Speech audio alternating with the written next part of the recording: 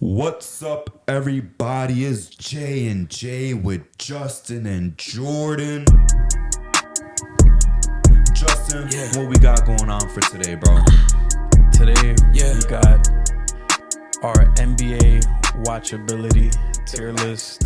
This was at one point, this was like one of our biggest videos back at that point in time. But it was one of our funniest videos, and we thought we would bring it back for this season. And I feel like this shit might stay the same. I don't know. I think there's some differences. There's gonna be some changes, yeah. Like Justin said, though, that big part, and thanks to y'all, obviously, that video was one of our biggest at the time. Now it seems like, you know, I was talking to, I think, D about it on the phone. Feels like 200 is the standard right now. 200 views at this point. I remember we was like killing to just get 100.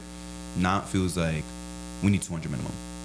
And then when we hit the 3 and the 4, we're getting happy. And then there's going to come a time very soon, I really do think very soon, where it's going to be like that 400 is going to be the standard. That 500 is going to be the standard. That's going to be the minimum. But obviously, that's a big thanks to y'all. Now you brought that up. Like, I did just want to mention that. But Justin, we did change the tiers a little bit compared to last year, just to make it a little more, comedic effect. So we do have 5 tiers for this. Of course, the top tier, Knicks fans biased. We're going to get them out the way. It's so you just call it the Knicks. No one else is going to be there. We're obviously going to watch at least 55 plus Knicks games, minimum. Like full games. After that, let's be real. There's some teams that you're going to skip pussy for. We call that tier, I'm missing ass for this. It's just the truth. There's some teams where I'm like, yo, I might really skip getting buns if these two teams are playing against each other. Prime time, TNT, 8 p.m. It's just how it is. There's a few teams in that tier, in my opinion. Me and Justin obviously got to agree together on these.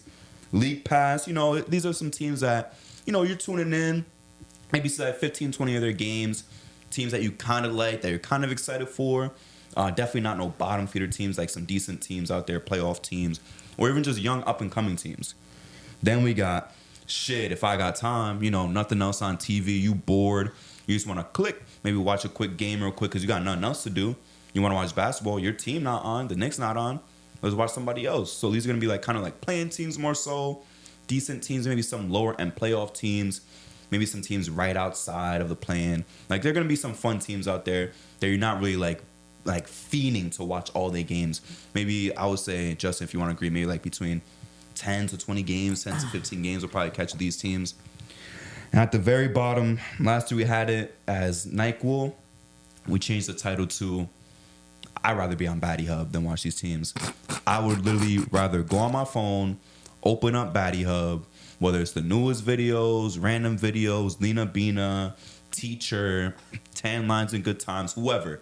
Literally rather watch Batty Hub than watch these few teams. And you basically just scrolling for days while the game is just on. I won't even have the game on, to be honest with you. I won't even have the game on. I will turn that shit off, literally just go to my room, put on Batty Hub. I refuse to watch these teams, especially if they're playing against each other. If they're playing against each other, I'm not watching these teams. Less than 10 games. Of course, it is our duty to watch every team. It is not our duty to watch every game of every team. Justin, how many Blazers games do you think that you watched from start to finish last year? Be honest. For last year? Yeah, be honest.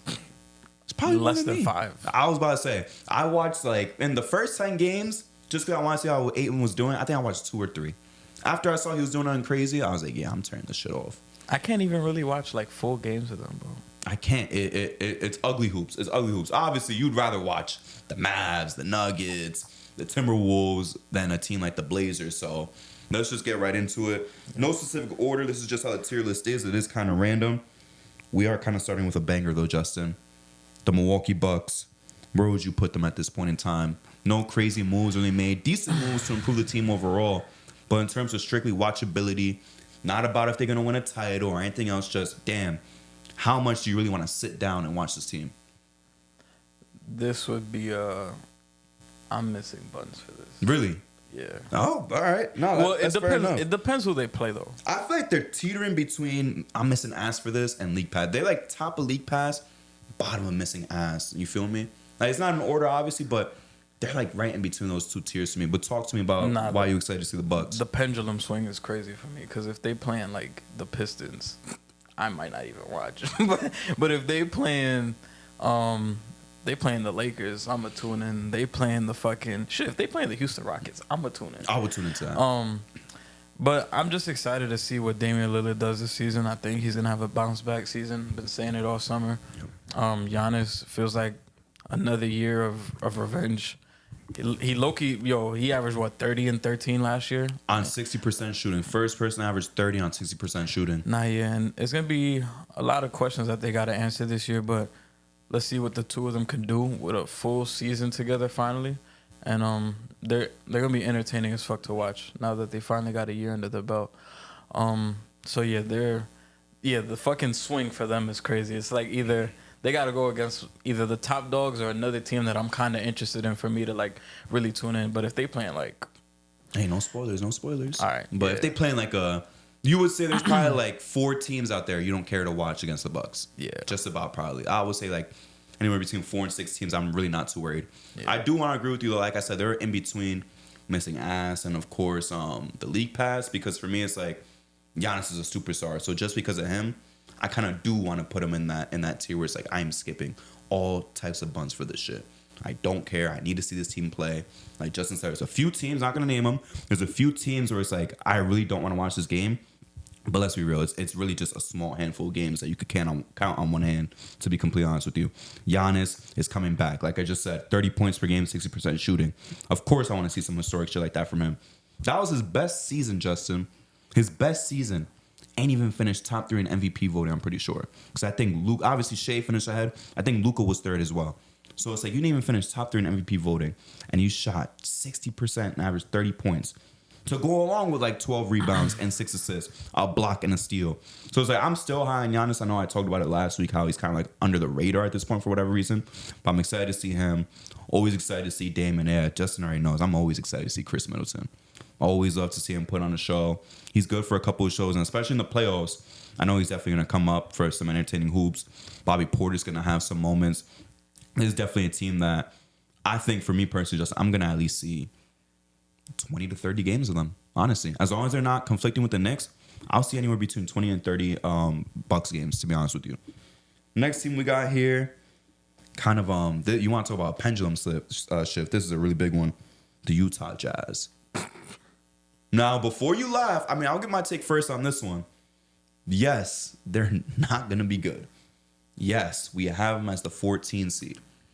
But maybe I'm being a little bit like too much. Maybe I'm being too optimistic, but still Larry Markkinen. Me personally, I'm a fan of Colin Sexton since he came into the draft. I can't even lie, though. There was a point in the season last year where they actually were fun to watch. That's what I'm saying. Walker Kessler. Hopefully Taylor gets some actual burn this year. Like, I think this, for me, just obviously you're going to give your take and we'll agree somewhere in the middle. I think this is like bottom of like shit if I got time. I don't want to say I would rather go on Batty Hub and pull up like a Violet Myers video instead. Like, I think I would still like to watch Lauren Marketing drop like 25, 26. Maybe Sexton drop a 30 ball. Jay Clarkson. There's some potential good games in that. I obviously don't want to see him against some bottom feeders, but it's like, we said it. They're not an easy game in the West. You feel me? Like, them playing the Warriors could be fun. Them playing the Lakers could be fun. Like, I'll tune into that shit. The Kings, obviously. Like, the Suns. I would still like to see them play these teams, but definitely not one of them teams where I would say I'm going to watch more than 12 games then, maybe. I'll probably cap them out at 12. So, I have them on the bottom of shit if I got time. Because truly and honestly, if there's really no hoops on, I'll pick them to watch. Why not? Yeah, they're like... They might be at the top of shit I got time, very end of league pass type shit. Really? Okay. Yeah. Because they're a team last year I found myself watching a lot of games of just randomly. They were really fun to watch, especially because of Will Hardy and the way he coaches. I was mainly tuning into this team because of Keontae George. I wanted to see what he did. I am too. And he played well last season. Larry Markkinen is fun as fuck to watch. Colin Sexton plays well. John Collins with this team was fun, and you pointed it out. Want to see what Taylor Hendricks does next season. So it's gonna be fun. I think they're kind of based on. I think if they're playing like the Pistons, they're kind of. I kind of want to see that. Yeah. It sounds crazy, but I do want to see it just because like, how much better are they compared to this team? Even though they're not a top dog. You feel me? Word. But if you see what Will Hardy does as a coach, you could see like some of the shit he's running, and you're like, when he finally gets a top team, you'll finally get to see what he's able to do. Yeah, so we'll put them in the, if I got time, we're going to tune into Jazz. But realistically speaking, they're probably anywhere, like I said, probably going to cap at like 12 games. Yo. Need me to pause? What up? What's going on, Pops? Quick little Pops cameo. Keep that in, Justin, please. I'll keep that. Quick little Pops cameo. But I think we're going to finally get into one of our lesser teams right here. Just, again, this is all randomized, not alphabetic, conference, or nothing. Brooklyn Nets. Let's just do it. Let's just do it. We don't have to say it. We know where they're going. Unless you want to make a case for Cam Thomas or whatever. Let's just be real. This is a shit team to watch. I'm not watching this team at all. You got to be a Cam Thomas fan or a Nets fan to watch this team. Claxton's probably going to be gone by trade deadline, hopefully. You feel me? He needs to get the fuck out of there. I will probably only watch... Not counting the Knicks games. Okay, all right. Not counting the Knicks games. That's 4 games. Yeah, then none. The only time I'm watching this team is if like, it's like, oh, Cam Thomas has 45 and there's 2 minutes left. That don't even count, though. That's what I'm saying. Yeah, that don't even count. I'll say this. If he's on like some hot streak and then like Cam Johnson has dropped 3 straight 40 balls and it's like it's about to be him versus the Pacers, I'll be like, all right, I'll tune in. Let's see if he keeps that streak going. But he needs to have some sort of crazy streak to like, because we're talking full games. Yeah, I'm not watching no full game. If he the has Knicks. 30 at the half, I'll tune in for a little bit. I'm going to be honest, I still won't even finish it. If he has 30 at the half, though, I'll tune in, maybe watch the third quarter and then dip out, watch a way better game than that. But besides that, bro, like, it's going to have to be that or Cam Johnson. They're like, he has 10 threes going into the fourth. He could break Clay's record. Then I'll tune in. There's really nothing else to talk about with this team. Nah, yeah, I do not want to watch this team. Outside the Knicks, I'm not watching no full games of this team, bro. 0? 0. I think I might have to agree with you. I think I'm just tuning in for the moments, to be honest with you. 0, bro. I would definitely rather be on Batty Hub than watch the Brooklyn Nets all season. And the only thing that's keeping me tuned into the Knicks one is you at least have like some fake storyline in there with the Bridges shit. Bro, come on. But Seriously? Yeah. This is not no matter how desperate the Nets fans want to be, and they're going to say, well, you're still talking about us. So that just proves our point. This is not a rivalry. When was the last time we played in a playoff series?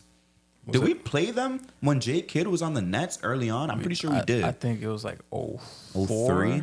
03 maybe around that time, yeah. But it's like, that's the one time we played against each other. We have no heated moments against them. We don't. We don't care about the Nets. It's the crosstown rivalry that I feel like every state they kind of force that crosstown rivalry shit or the same city. Some of them is valid. Some of them is valid, yeah. Yankees and Mets is low key valid, even though there's a big gap between them. It's low key valid, but they each have bigger rivals, right? Yeah. And that's another thing too. Like some of them, they just have better rivals. The Giants and Jets, not really heat out there, but at least they have their own rivals, right? The Nets don't have a rival. We have Philly, we have the Celtics, and we have Miami, right? Yeah. Like those are real rivalries where we like really worried about those teams. Who do the Nets have? They had a quick series with the Bucks. I mean, I guess there was the KD Giannis debate. That wasn't a rivalry. They played Boston back to back, but KD's gone. That heat is gone. No one's gonna say that the Celtics and Nets are rivals right now. Absolutely nobody. Do they have any rivals? That's what I'm saying. They have no rivals to clean out. At least the Mets could say, I got the Phillies and Braves. The Yankees could say, I still got the Red Sox, right? The Angels and Dodgers say, I got the Giants. The Angels could say, I got the Astros. I got the Mariners. I got the Rangers, right? The Jets still have the Patriots. They still have the Patriots as a rival. They hate Tom Brady till the day that they die. The Giants still got the Cowboys and the Eagles. You feel me? A lot of these places that got 2 teams, or even like in one city or in one state, they still have their rival. They really do. But the Nets don't got nobody. I'm trying to think of, you would have to tell me who's the rival of the Chargers and Rams. I'm not gonna lie. That one you would have to tell me because they share a city now. I mean, the Rams is so weird because it was LA, then it was St. Louis, and now they're back in LA. But I feel like Cali is mostly Niners fans. It's Niner country. I know that from Niner and Raider country. Niner and Raider country. There's no fucking Chargers. There's no Chargers fans. There's no fucking Rams fans. I respect Phillip Rivers, bro, but they don't really got a rival.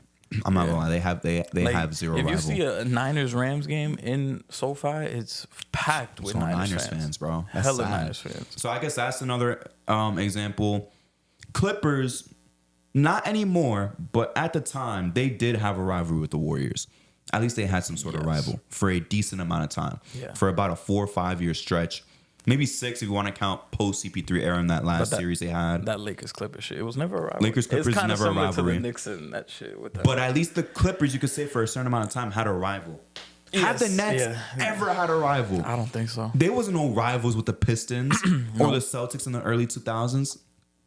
It sounds like we bullying them, but it's just the truth, bro. Historically, there's never really any reason to watch the Nets. The D. Will, Brook Lopez teams, I'll put them in League Pass. J. Kidd and them, I'm not gonna lie, I still wouldn't miss ass for that. That's still like League Pass to me. KD, Kyrie, Harden, I was missing ass for that. That's the only time in history. Only time in history I will say that. But besides that, like, bro, that team was more exciting than the teams that went to the finals. That's crazy. Yeah. That's really crazy to me, bro. Like, no history. We already ranted about Vince Carter. We're not going to talk about Vince Carter this episode too much, but they retire his jersey just because they desperate about retiring a jersey, period, besides Jason Kidd's. No reason to watch the Nets. No history, no rivalries, nothing. No young stars. Sorry to the Cam Thomas fans. He is not a star. He'll be a great scorer. He's not a star. He will not make the All-Star game. If Bridges did not make the All-Star game last year, Cam Thomas is not doing it this year. I'll say that right now. Yeah. Absolutely no chance. Not yet. Absolutely zero chance. Let's move on to the next team, though, because we spent way too much time on a garbage-ass team. This one's kind of tough, Justin. Yeah. Personal bias aside, you're going to see why. How many Raptors games are you watching? Take out the RJ and quickly factor. Try to. It's going to be hard, but try to. Like, as a Knicks fan, if you want to say, I want to see RJ because you average 23 on 50-something% shooting, that's fine. But don't make it like, oh, because they former Knicks. Maybe like 8. You think that's just if you got time, you're checking in on them? Yeah. I feel like to start the season, they're going to be I'm going to try to make them a League Pass team. Yeah. But I feel like as the season progresses, they're going to be a shit if I got time. Yeah, I feel you. I agree with you. I think like This season's going to be a lot different, especially now with how like important this Knicks season is. Down second half of the season, I'm gonna be like, fuck out the way. I'm just what if the Knicks is playing and this team is playing, it's raps, it's quiet. 100%. The thing is though, with the Raptors, I'm not gonna lie, I'm gonna be heavy on the Raptors to start. We didn't really see too much of Scotty with RJ and quickly. Yeah. We'll see proof of this is the RJ era or the Scotty era, or maybe even the Quickly era. Quickly did average 19, by the way. Yeah. For that half of the season, he averaged 19 with the Raptors. Like I said, RJ had his 23, 5 and 5 on 57% shooting. I think it was 53 or 55, if I'm not mistaken. From 3, I think he shot 40. He actually shot worse from the line, actually, once he got to Raptors, but obviously small sample size. And then Scotty Barnes is still a young, uprising star. I don't think he'll ever be no superstar or nothing, but he's cool. And like they got like a decent team. I'm gonna tune at the start, but I'm not gonna lie. By December, I'm not watching full Raptors games. I will give y'all your time in October. I will give y'all your time in November. By the time December comes, December 1st, I'm not watching full games because I'm gonna see already by then. Like, bro, by the time December comes, they might have played 20 games already. By December 1st, maybe just under 20 games. I know who you guys are by that point in time. If I watch 8 to 10 out of your 20 games, I know who you guys are. I don't need to watch the other 62, to be completely honest with you. But it should be an interesting team, though. I'm not going to lie. I'm hyped mostly for the RJ factor. I'm really hyped because I know he was our pick and we sent him away for a better fit. I'm not going to say better player, better fit. Because I think they're both really good players in OG and RJ. But I want to see his development continue because my prediction is for him to make the All-Star game, Justin. Not to spoil next week, because I did want to ask you that question for next week when we do the award show predictions of some first-time All-Stars that you'll have pegged for yourself. But, man, besides RJ and Quick and Scotty seeing how they're going to mesh together, ain't nothing exciting about this team. Nothing. And I'm not even counting the Knicks games, by the way. They'll have those 4 guaranteed Knicks games. I'm going to watch them. I'm not counting that. Besides those Knicks games, I'm gonna watch them 7 or 8 other times, and that's it. Nah, yeah. They're clips. It's over. They're a team that like, because full game is tough because they're starting around the same time as Knicks. True. So I'm not gonna watch. But like if they're playing the Lakers at 10 o'clock at night, I'll watch the second half, like the entire second half. If they're playing any West Coast teams, I'll do the same. It would just have to fit in within my time. But they are fun, depending on the team they play. Because I remember watching them last year against the Lakers and Clippers, and they gave both teams a fight. Mm-hmm. So I would like to see how they fare against like some of the young up and coming teams, or like not like the top dogs, but kind of the teams like in the middle, and see where they fare. Because we both think that they're gonna be a playing team. Would you see Raptors versus Grizzlies? Yeah. Would you see Raptors versus T-Wolves? I'm trying to get a gauge on this. That might be like a tune in second quarter to see what's going on. All right. If a crazy run happens, I'm out. This is the last one I'm gonna say. Raptors versus Suns. You tuning in? Fully healthy. Shit, the way the Suns been looking in preseason, probably not. All right, we'll move on. Yeah, I'll peg it at non-Knicks games 8-12. You feel me? But honestly, most of that shine is gonna be in the start of the season. Because I know by April and March, there's nothing interesting about this team. No. They're not gonna swing no big trade or nothing. We know that. Next, gonna try to put my bias aside, but I got the Rockets in League Pass. Let me know how you feel about that. I feel like next year they'll be in that top tier of missing ass for this. I'm not saying they're going to be no contender next year. That's not what this is. Most exciting. The Rockets are going to be very exciting this season. Justin knows how much I've loved Şengün since his rookie season. Jalen Green, someone who I was never really high on, he was putting it together by the end of last season. Amen was hooping from post All-Star break. Yeah. You feel me?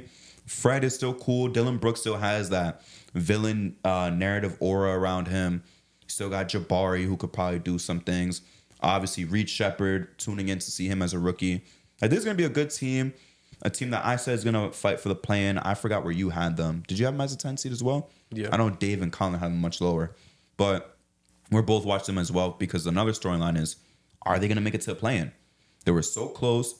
They were cooking once Şengün went down. That's another thing. How are they going to mesh with Şengün all together? All this young talent. They were cooking. Nearly gave the Warriors a fight for that last spot. And unfortunately fell off at the very end. Fell off the wagon. Are they going to do that again? Or are they going to come back hungrier than ever before and get into that plan? So, yeah, I got them in League Pass.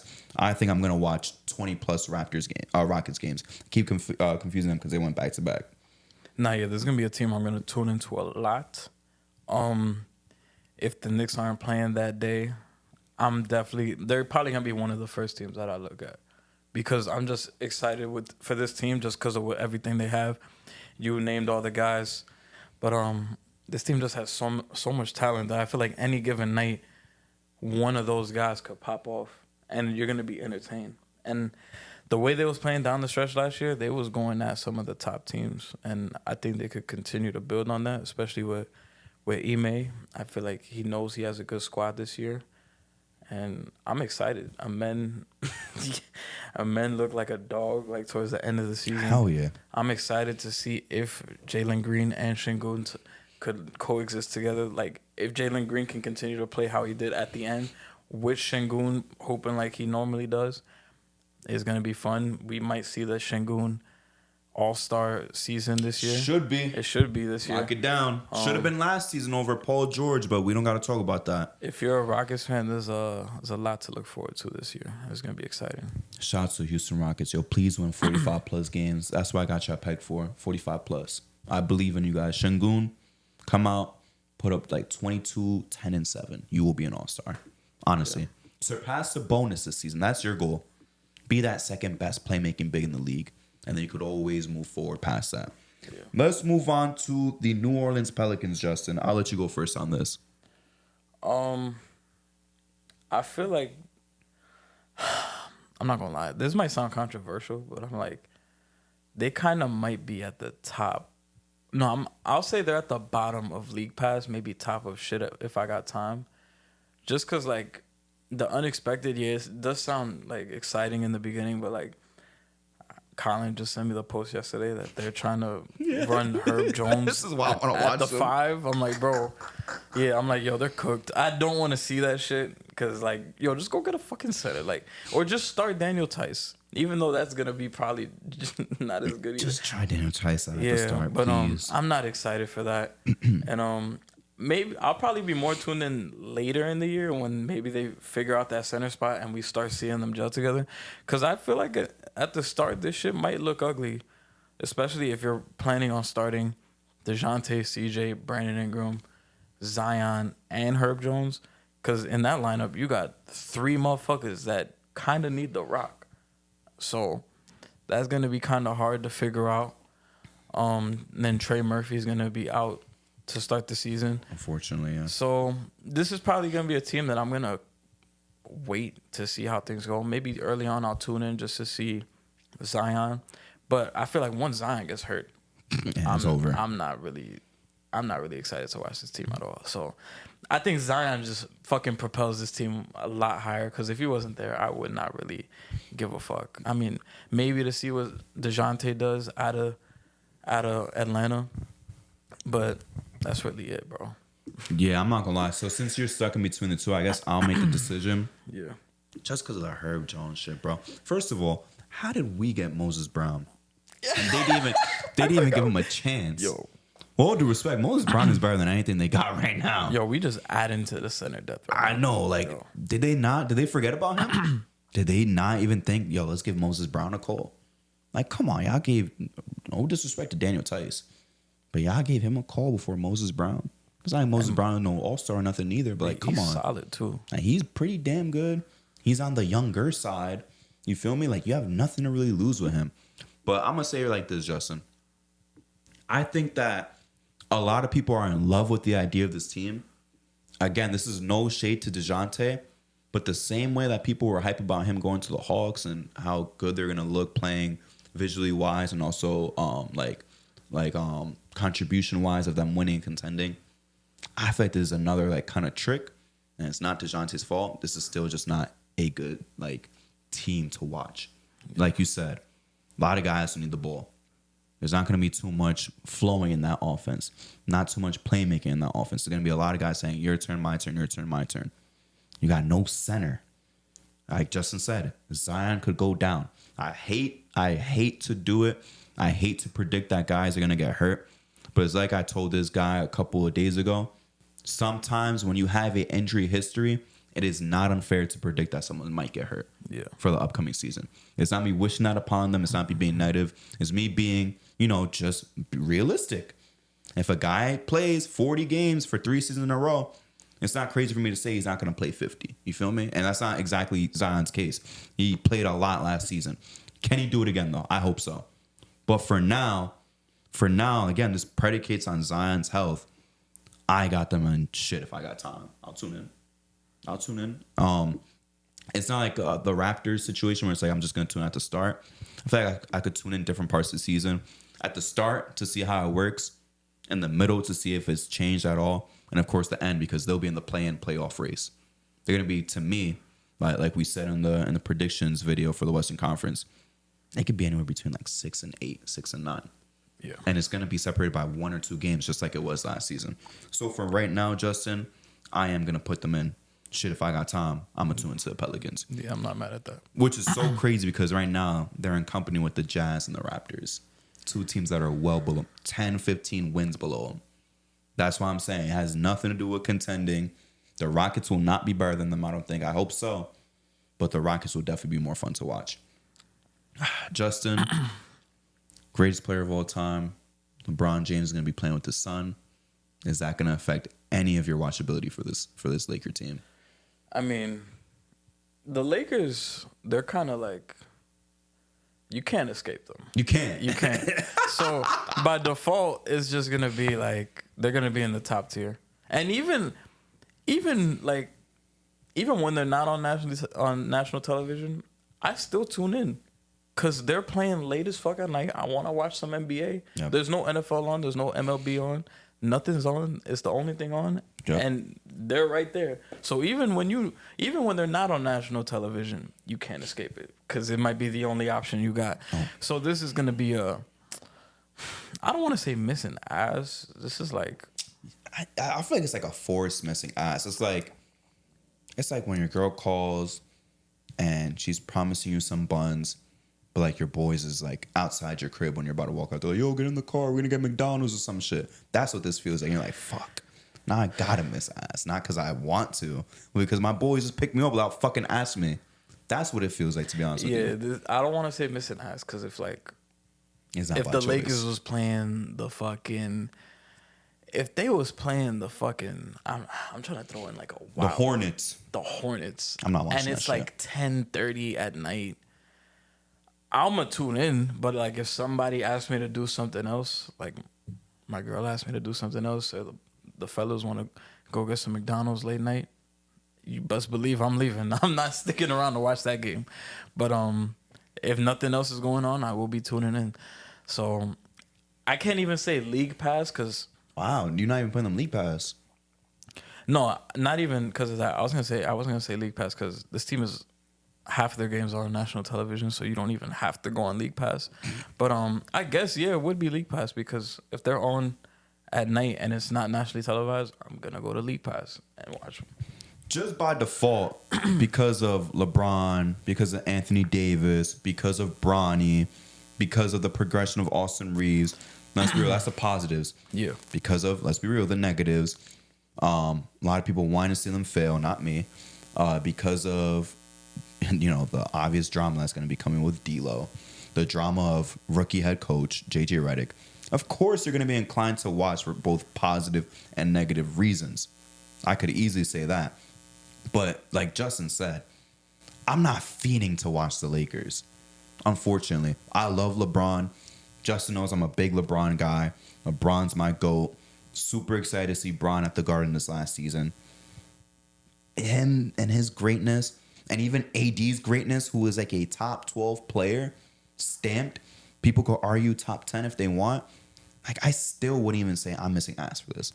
Like, it's crazy. I'm saying I'd rather just see Giannis perform than the greatest player of all time and one of the best two-way players we've seen. Just because of the clown show that usually, I'm not saying that they're a clown show now, because the clown show that usually ends up happening by like January.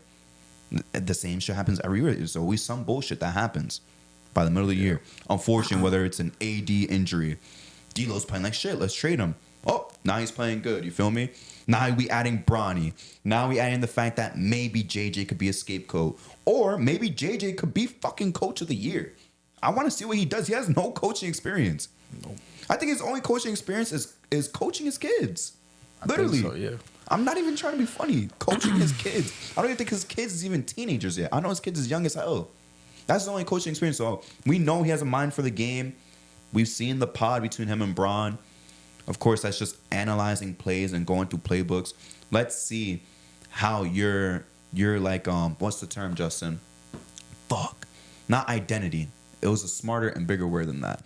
But whatever, we'll go with identity for now. Philosophy. Let's see what your philosophy is with this Lakers team coming up right now. So that's why I'm gonna put him in League Pass. I'm gonna be watching a lot of Laker games, like Justin said, sometimes by choice, sometimes not. They're gonna be the only team on. They're gonna be on TNT. But regardless, though, still interested in seeing the GOAT. Still interested in seeing AD. Hopefully, when I watch, I get that Bronny to Bron lob. JJ Redick is that rookie coach. We'll see what happens with the Lakers. This one, Justin, is... my God, there's going to be some ugly hoops. The Bulls. I'm not going to lie. I'm not watching no Bulls. They're not going to be the worst team in the league. They might have top 3 ugliest hoops, though. I'm not watching no Bulls games. Not even for Buzelis? Nah. All right, fair enough. I'm not watching none. There's another one where I would definitely rather be on fucking Batty Hub or Rome, XVid, something. I'd rather do that shit than watch this, honestly. The Bulls fucking suck. Yeah, they suck. They're garbage. They suck. I kind of want to check where we had them last year. Do you remember? We had them in the very end, and you said that They were NyQuil. You had the infamous quote, "I rather jerk than watch a Bulls game." Yeah. And my stance hasn't changed with the addition of Josh Giddey.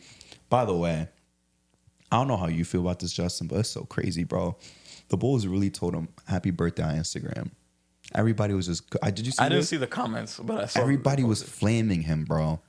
And he was like, "Thank you" with the heart, and then he put like a kind of sad face, like, "Damn, these comments." He low key had me feeling bad for him for a second. I ain't gonna lie. What did the comments say? You already know, bro. Just call him a pedophile and shit. P. Giddy. I mean, the jokes are kind of old at this point. I ain't gonna lie. They're not really funny anymore. like it was every comment, bro. Every single comment. But hey, man, I'm about to look at that shit right now. it was really bad. It was really bad. I can't even hold you, but No, the funniest comments be the ones where it's like an advertisement, and then the comments be like, "Nice try, Diddy. Nice try, Diddy." what the fuck? What are you talking about? I be seeing that shit. It'll be like something promo, like for anything, and then I look at the comments and it'll be like, "Nice try, Diddy." I don't get it though. I don't get it either. But like, is it like an ad for like lube, or could it literally be an ad for anything? It doesn't have to do with him at all. What the fuck? And I checked the comments and it's like, "Nice try, Diddy." Yeah, bro. You pulled up the comments and shit? Yeah. It's really bad. I don't even know if you want to read them or not out loud, but I just remember it being really bad, bro. Like the screen grabs. It was cooking, bro. Somebody said, "Let's go, it's the Giddler." Somebody said P. Giddy. Yeah, like that one's not even funny anymore, to be Josh honest with you. Diddy. Josh Diddy. Oh, somebody said, "Nice try, Diddy." Okay, that one's kind of funny. That one was kind of funny. He's like, somebody said he gets older, they stay the same age. All right, that one's kind of funny too. that one's a little bit funny. I can't lie to you. Nah, yeah, it's funny. And he just posted his own comment. I think he's cooked forever. He's attached to that forever. He's gonna follow him forever, unless he has like a all-star season. Like, bro, Karl Malone went to the Hall of Fame. What do you think people remember more? The MVPs going to the finals? yeah, that's true. What does he have? 36,000 points? Or him being a To pedo? be fair, Karl Malone's was way worse. 100%. But let's just be real. That stuck with him more than all of his accomplishments. It's funny because that shit started sticking to him more like Recently. Because people got the internet, bro. Yeah, because when I was younger, I was like, Karl Malone, top dog. But now it's like nobody talks about that nigga. Top dog is crazy, positively. bro. Yeah, but besides the Giddy stuff, the personal shit, like even play style for him, I'm not even like tapped into him, bro. Like him coming into the draft, I was stupid high on him, especially because of that video of his bounce where he jumped up, he dunked and fell on his fucking face. Yeah, that was like funny. that shit. I was like, damn, he jumping out the gym. I was like, damn, he jumping out the gym, bro. Sneakily athletic, like people want to joke about and shit. But it's like his game is not even like that interesting. Cool. Your biggest storyline, to be honest with you, that's gonna try to get me to watch games, I'm still not, is Lonzo Ball coming back after 2.5 years. I still don't even care. They're gonna post it on Instagram. How's the highlights anyway? They're gonna be like Lonzo Ball's first game back since blah blah blah, and then they're just gonna show him checking in. Yeah, I'm not gonna care, bro. And with all due respect, like, it is sad he's missed so much time, but the thing is, like, he was a good player. You feel me? This isn't like Paul George when he came back from the broken leg. And I'll even say this, I don't even like Klay Thompson. This isn't like Klay Thompson coming back. All due respect, like, Lonzo Ball was never no all-star tier player. All-star tier, I'm not even saying all-star. All-star tier. So it's like, I'm not even that hyped about his return. I'm happy for him. Proud that he stuck it through. But I don't care about watching the Bulls, even if it's just for his return. Yeah, I don't. Like, there's some players after they were gone for 2 years, even if the team was trash, like, at least if they're good enough, I would tune in. This wasn't fucking D Rose return. Yeah, this ain't no D Rose return. You like, remember that series on YouTube, The Return? Yeah, like come on, bro. Like this is not even close to the same. Like, I'm not watching no games, bro. I'm sorry. Let's move on to a Western Conference team, Justin, that made a very big move that benefited us, the Timberwolves. I'm not gonna lie, bro. I'm kind of teetering. You might have to be the tiebreaker because I know they're gonna be good regular season. Julius Randle's getting slandered like crazy, by the way. Slandered. You would think this nigga averages 12 and like 8. Like, this is a guy, and I was so shocked too. Like, this is literally a guy. You average 24, 12, and 5, maybe 6, right? 24, 5, and 6. You're not the best defender, that's fine, but sometimes you give effort when you're not complaining, right? And people are really sitting around like this guy is garbage because of 5 playoff games with the worst spacing in the league. By the way, the worst spacing in the league. And another playoff run, 2 series, where he came back with ankle injuries when he wasn't supposed to, and got surgery right when the postseason was over. So it's a sample of what, Justin? 11 games from that second run, and then 5 from the first one. So 16 playoff games where a super majority of them were injury riddled defines a man's career at this point in time. 3-time All-Star, would have been 3-time NBA by the time the season ended, to be honest with you. And you know I like Sabonis. I'm biased towards Sabonis. Julius Randle's better than Sabonis. Let's just keep it a G. Julius Randle is absolutely better than Sabonis. But since the trade happened, we talking about, damn, he's going to be trash. Trade by the Timberwolves. Blah, blah, blah, blah, blah. Julius Randle sucks. He's a black hole. He's not giving the ball to Ant. Mind you, not only is Julius Randle a willing passer, the man had Reggie Bullock have a career 3-point shooting season next to him. It wasn't because Reggie Bullock just magically got better. Because of Randle's drive and kick, Reggie Bullock became one of the best 3-point shooters in the league. Justin, he shot 40 or 41%. Never did it again. Didn't do it before, didn't do it after. Right? Alec Burks shot 41% from 3. Alec Burks was a fucking dog that year. Let's be honest. Alec Burks shot 41% from 3. Due in part to Julius Randle's great playmaking his first All-Star year. So why are we pretending like this guy is terrible? Like this team is doomed. Like this team goes from a top 3 seed. I've seen people put the Timberwolves as low as 6 because they say Randle's going to fuck it up. Fuck everything up. Ridiculous. Absolutely ridiculous if you want to be honest with you. Going back to the watchability of this team, though, what you checking out right now? Damn, Reggie Bullock shot 41% on 6 attempts. That's what I'm saying. Did he ever do that before? You could correct me if I'm wrong, but I'm pretty sure he's just been like a high 30s guy. He did it once. Before or after? 2018 before. How many a game though? You said how many games did he play? No, how many threes per game? 4.5. He shot 44%. So two whole less threes, and I'm assuming way less minutes. Yeah, he played like 28 minutes. For the Knicks, he was doing what, like 30? Maybe for just the under Knicks, 30. he was playing like 30. Yeah. Okay, fair enough. Yeah. So basically one time. Yeah, so it's one time. I don't count the other times because he was shooting 40% on like less than 2 attempts a game. Okay, that don't mean shit. That don't count. This was literally a guy who was seen as one of the best 3-point shooters in the league for 1 year. Yeah. Because of Julius Randle. Yeah. But going back to watchability, though, we know who Anthony Edwards is. Some people are kind of a little too quick on how good he is, but we're still seeing that steady progression of him. He's getting better every single year. He has not plateaued yet. Not even once. Not even a little bit. He doesn't look like he's lost a step. So we have the factor of Anthony Edwards. We have how is Randle gonna mesh and be like that swap in for Cat. Go Bears, the reigning DPOY. Man's got 4. Nas Reed, shout out Jersey. Just won 6th Man of the Year. Pretty decent playoffs. Had some moments like that jelly that he had in the playoffs was tough. Like there's some guys. Dante just made 200 threes for us. That's another thing that people forget about the trade. Like they say the Timberwolves lost the trade. I just got DiVincenzo in the deal as well. Yeah, fucking bench gets a lot deeper. Even if you think Cat is a little bit better than Towns, even if you think Cat is a little bit better than Randle's, I meant to say, you still have the addition of Dante DiVincenzo to push it over the edge for you. Because I think Randle and Towns, they're different players, but they're on the same tier. But they also get the bonus of DiVincenzo. How are we saying there's some big L for the Timberwolves? Like, seriously. But for me, though, for right now, with all the shit that's going on with them, I'll put them in League Pass and super entertaining. But it's not to a point where it's like, I need to watch this Ant game over anything else. I need to watch this Ant game now. I need to speed home. Fuck, I just left work. I got to get my ass home because the game's about to tip off at 7. Ant versus Celtics or some shit like that. I got to get home.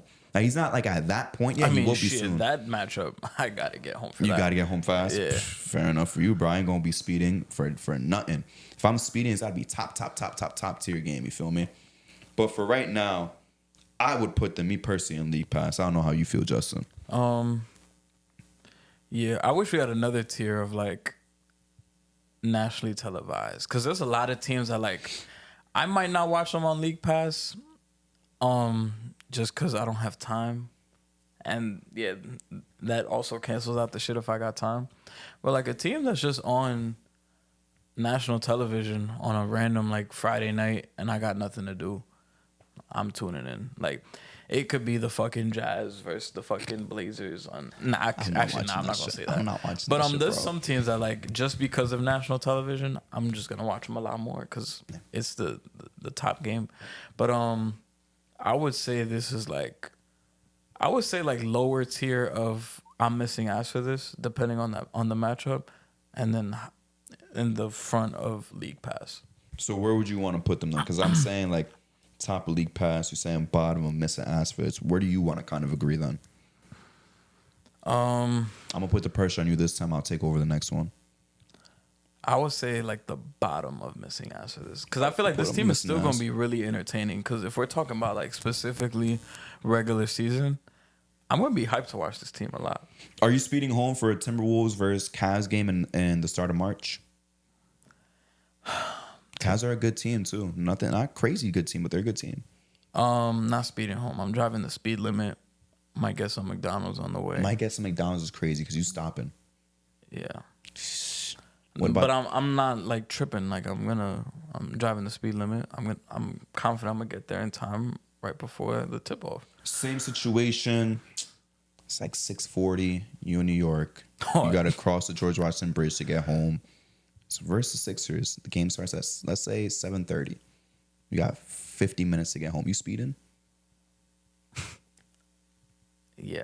For Philly? Yeah. But not for Cleveland? It depends where I am. I'm in New York still. You're in New York for both. All right, for the Cleveland game, I'm not speeding. You on Broadway and 172nd. Yeah, it's quiet. I'm missing the first fucking quarter. The first quarter is crazy. The Sixers game, I'll probably have a little bit more pep in my step. All right, so we'll put them in missing ass for this for right now. Oh man, I'm just gonna. Nigga said you're in New York. I'm like, when the fuck am I ever over there?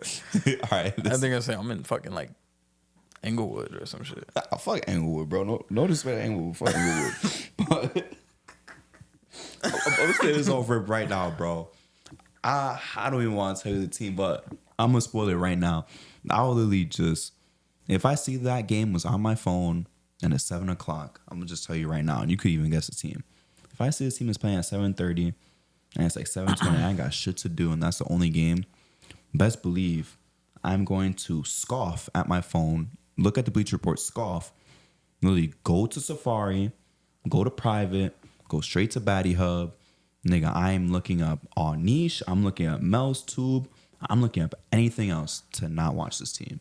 And you could guess who this team is. The Wizards. No, the Blazers. I do not want to fucking watch this team at all. I will watch maybe one game. I'll give them one. Which is fair because the Bulls and the Nets, I give them 0. I will watch one. I'm still a Ayton believer enough to watch one game. But besides that, bro, this team is fucking garbage. Let's just keep it a bean. Unless you a secret Blazers fan. Who was it that said, was it Chauncey that was like, Denny's our best player? Yeah. That's so crazy, bro. I'm not watching no team with That's Denny as the so best sad, player. No bro. disrespect. Because I was high on him going into the draft. Yo, I'm not gonna lie, wait real quick. Chauncey is fucking funny, bro, since he's become coach. Like that clip where, who was that dunk, bro? And posted at halftime. He's like, bro, we're down 20 and made him delete it.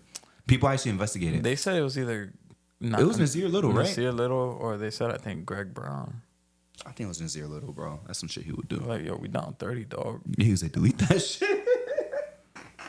That was like Wandale Robinson when we beat the Seahawks. He was on live, and Brian Dable was like, stop posting that shit. I saw that. He was like, stop posting that shit. He's like, oh, shit. And then he turned off the live, bro. Yeah, we don't got to spend too much time on the Blazers, bro. We can't even excuse any reason to watch them. I'm not tuning in, bro. The only one game I will tune in, this will be if for some reason, because in the back of my mind, I'm concerned.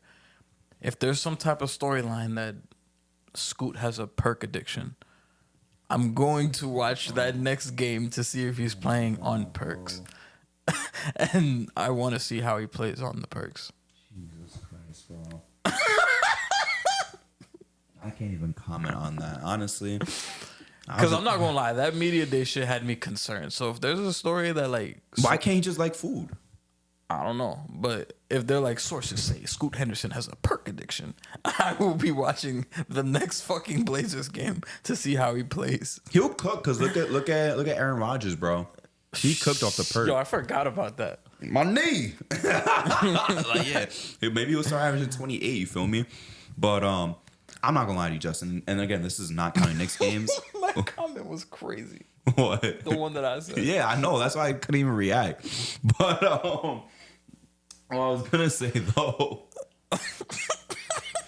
is, again, I know we're not counting Knicks games, but I'm gonna be real with you. We have 2 games against them. I'm not watching one of them.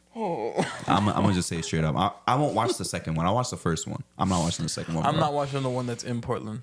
All right, you know what? That's even better. Instead of just the first or second, I'm not watching the Portland one. Yeah. Absolutely not. I'm gonna keep it like straight up with you too. I would not go to the Garden for this shit. Like, what is the most you would pay to watch this fucking game in the Garden? If I'm 400s. The most I would pay? Yeah, against the Blazers. Like 70 beans. You know what's crazy? I bet if I check TickPick right now, that shit's $80-something. Probably. The worst. Only way I would go to this game is if like me and my girl are already in the city just chilling and I'm on game time. And game time gives me a thing. It's like, oh, right now, tickets for Knicks Blazers is $62. I'll be like, I'd rather go to Iron Bar right there in downtown, literally, which is where I saw the Mets game and the Yankee game on Thursday. I'd rather go to Iron Bar, get a pitcher of beer for myself, and just watch it there. I would be saving $40-something. And obviously this would never happen at any Knicks game ever. If that shit was 45 cash, I would go. I'm not spending 50. You know what's funny? I might actually be in that situation in real life. Because You're just in Bryant Park, and you're like, my girl wants to go see specifically a Knicks game on a Saturday in December, so we could see the tree and whatever, and then go to the game. bro, there's probably only gonna be like three or 2 games. And that's exactly what I said, because I'm looking at the schedule, looking for Knicks games on Saturday. Nigga, they don't play on a Saturday till December 7th, and guess who they play? Let me guess. Hold on. Eastern Conference, Yeah, Philly, no, Boston, no, Miami. no. I'm saying I might be in this situation that we're talking about. That like, how much would you pay? Is it really the Blazers? No, Oh, the Wizards. no. The Nets. Fuck. Yeah. Pistons? Yeah. Let me be real. We're going to get to the Pistons later. I got no problem watching the Pistons, bro. I'm not gonna against lie. the Knicks. I'm like, listen, I'm not gonna turn down a Knicks game. I'll go. How much is it? If you remember, the worst, absolute worst ticket. Because I know it shows it says starting from blah, blah, blah. I mean, it's a lot higher than what I said I would pay for the Blazers. Probably 90 plus. Because when I went through a list with my brother, that Thursday that I'm talking about, bro, we was looking through all the Knicks games. I want to go to 2 or 3 games. I said, good luck. Good luck even going to 1. I said, I went to 1 last year. You feel me? And it's Went like, to 3 last year. we went through every game. There was 1 game, I think, that was under $90. I could be wrong. And then it showed Philly versus Knicks in Philly. That shit started at $45. I was so tight. Yeah. Kev was saying that that's the wave. You got to go down to Philly to watch the game. Nah, yeah. I mean, maybe that is the wave. You just take either a drive or a train down to Philly. Yeah. And, just watch them play there in Wells Fargo. But let's move on to a team with the MVP on it, the Denver Nuggets. Justin, like, is there really any? Let's just say, I want to say this, by the way. Let's stop over exaggerating about the losses that they've sustained, bro. For real. I'm still watching this team, bro. I'm still watching this team. Even if they're playing the Jazz, I'm watching this team, bro. It's Jokic, it's Jamal Murray, it's MPJ. Like I've said, I think 2 or 3 episodes so far in this offseason, this man always wins 50 games as long as his 2 dogs is healthy. That's it. I don't care if there's literal garbage around them. They're still going to win 50 minimum. So, yeah, I am missing ass to watch Jokic. I'm missing ass to watch a guy who's going to go down as a top 15 player of all time at worst. My man's got 3 MVPs, a finals MVP, and a ring. Like, come on, this is the best playmaking pick. We saw this man have a 70% true shooting season. That was his best season. Guess how it ended? No MVP. His best season by far. Embiid stole that shit. Embiid really stole the MVP from his best ring. I don't even season. respect that Embiid MVP. I don't. No disrespect to Embiid, but I just don't. That nigga whined for it. He cried. He did all this shit. He ducked the game in Denver. But I'll give him his props. If he didn't get hurt, this year was Embiid shit. Well, he was the favorite, I'll say. When he In January. Anything can happen in January. That is true. From January to April. They could have had a skid. They could have had a 15-game winning streak. Anything could have happened. But that's why I don't take, like, even last year, I'm pretty sure we did like some sort of mid-season like predictions, not like a whole episode based on it. But I like to wait till like March. That's when things are kind of set. Yeah, that is more fair. But even then, like, it's not even set in stone like that. Anything could still change in the last. I just remember in January, I was like, "This motherfucker's the MVP right now." Shit, I wasn't saying that shit. I'll just say that real quick. Anything else you want to say additionally about the Nuggets? Like, we know what they got. We know who they are. I'm gonna be tuning in to watch this team, bro. Hopefully, he keeps the facial hair, Jokic. He's gonna look scary with that shit. He look like a painter, bro. I'm not gonna lie. He got the painter stash and goatee combo. Shout out to him, bro. He's really one of my favorite players to watch. Not even just recently, too. Like even before he won the MVP. Like remember when we did the fantasy draft right before COVID for the 1920 season? Yeah, I remember Colin flamed me because I picked we all Jokic. flamed you. Oh well, if you all flame me, fuck all of y'all. But I remember Colin was flaming me all the time in the Cheesecake Factory bakery because we was all working there together. He was flaming me. I was like, bro, just wait. And even I started doubting my pick, and then he started playing to his form. I was like, yeah, nigga. I was talking about shit about fucking Jokic. Love you, bro. Shout out to Jokic. I forgot where I picked him too, but it was kind of high. It was like top 5. Yeah, we were like, really? Jokic? And then, yeah. They're like, this motherfucker always comes in out of shape. Yeah, I didn't see that. And then vision. the year after, it was funny because we're like, I don't know if I want to pick Jokic because he starts off slow. And then that was the year that he came into shape and that nigga was MVP. And he fried. Absolutely fried. Yeah. Shout out to Jokic. Damn, we got some heavy hitters in a row now. Yeah. Let's say we got a lot of the garbage out the way. OKC Thunder, Justin, where you got them so far? Wow. And you know what's funny? Last year, this team, they were like a league pass. Like, they were like the top of league pass. We might be seeing this team a lot more. I don't remember off rip how many nationally televised games they have. But I'm going to make it a mission to watch it, to tune into this game way more than I did last year. I'm just excited to see what they do with Caruso, Hartenstein, the rest of the cats that they had from last year. Do I think Shea is going to average 33 points a game? Nah. Just 31 again. He might average 31. He might take a slight drop just because of the improvements of J-Dub and Chet. But I'm going to make it a mission to watch this team a lot more just because they are my favorite to win the Western Conference. So I want to see what they do this year. Spoiler. The winner for the Western Conference for Justin is the Thunder. Yeah. Okay, fair enough. Really nothing else to really add on to that. Like you said it, like one of the teams that graduated from League Pass into, I might miss ass for this team. Literally. We might see I know you say maybe plateaus, maybe even take a step back. We might also see a better version of Shea. We might see him win MVP. We're all crying them as the 1 seed and shit like that. I mean, they could fall, but not by far. I don't think they're going to drop any lower than 3. All right? By far, they're not going to go any lower than 3. But I have them as a lock for number 1. They had the additions of iHeart. They had the addition of Caruso. Defensively, if you're a guy who gets a stiffy for defense, this is your team to watch. This team and the Knicks. Also, no glazing shit for us. This team and the Knicks. Yeah, if you really do get a hey man, there's some guys who love defense that much, bro. There's some guys who really think their favorite team is the 04 Pistons. You feel me? Gotta respect it, Justin. Gotta respect some guys who love defense. But I would definitely miss some ass for this team, bro. Like I said, Caruso, Dort, J-Dub is literally gonna be the worst defender in that lineup, and he's a good defender. Chet, iHeart, SGA, fuck man, Case Wallace. Bro, this defense gonna be. This might be one of the best defensive teams on paper, Justin, that we've seen in our lifetimes. Because let's be real. Let's say in an 8-man roster, like who is their worst defender? Shit, probably. That's what I'm saying. What, Isaiah Joe? That's my point. Isaiah Joe, who's literally gonna be the 8th man, maybe 7th man. Like, come on, bro. This team is gonna be nasty, stupid nasty defensively. Offensively, they'll be cool, obviously. They'll be a really good offense. Not no, like, top 3 offense. It's not going to be their calling card regardless, but they'll be top 10 in both. Maybe top 5 in both offensive and defensive rating. So, hell yeah, I'm going to be excited to watch this team, bro. I'm going to be locked in on all the Thunder games that I could watch. Like, this is going to be a fun fucking team, Justin. We might see, maybe we're getting too far ahead of ourselves. We might see, like, the starting chapter of, like, a dynasty. Maybe it's glazed, maybe it's not, but it's possible. I'm going to be watching this team like fucking Harry Osborn in the beginning of Spider-Man 3 when he went to Mary Jane shit in Broadway. Just watching from the balcony, just to watch what iHeart does. Wait, just for iHeart? Yeah. All right. No. Yeah, because I'm gonna miss the motherfucker. I'm gonna miss him too, but it's okay. We got Towns now. We can move on from that. Sometimes you got to move away from that broken We heart. got Ariel Huckporty. They gave that nigga his number.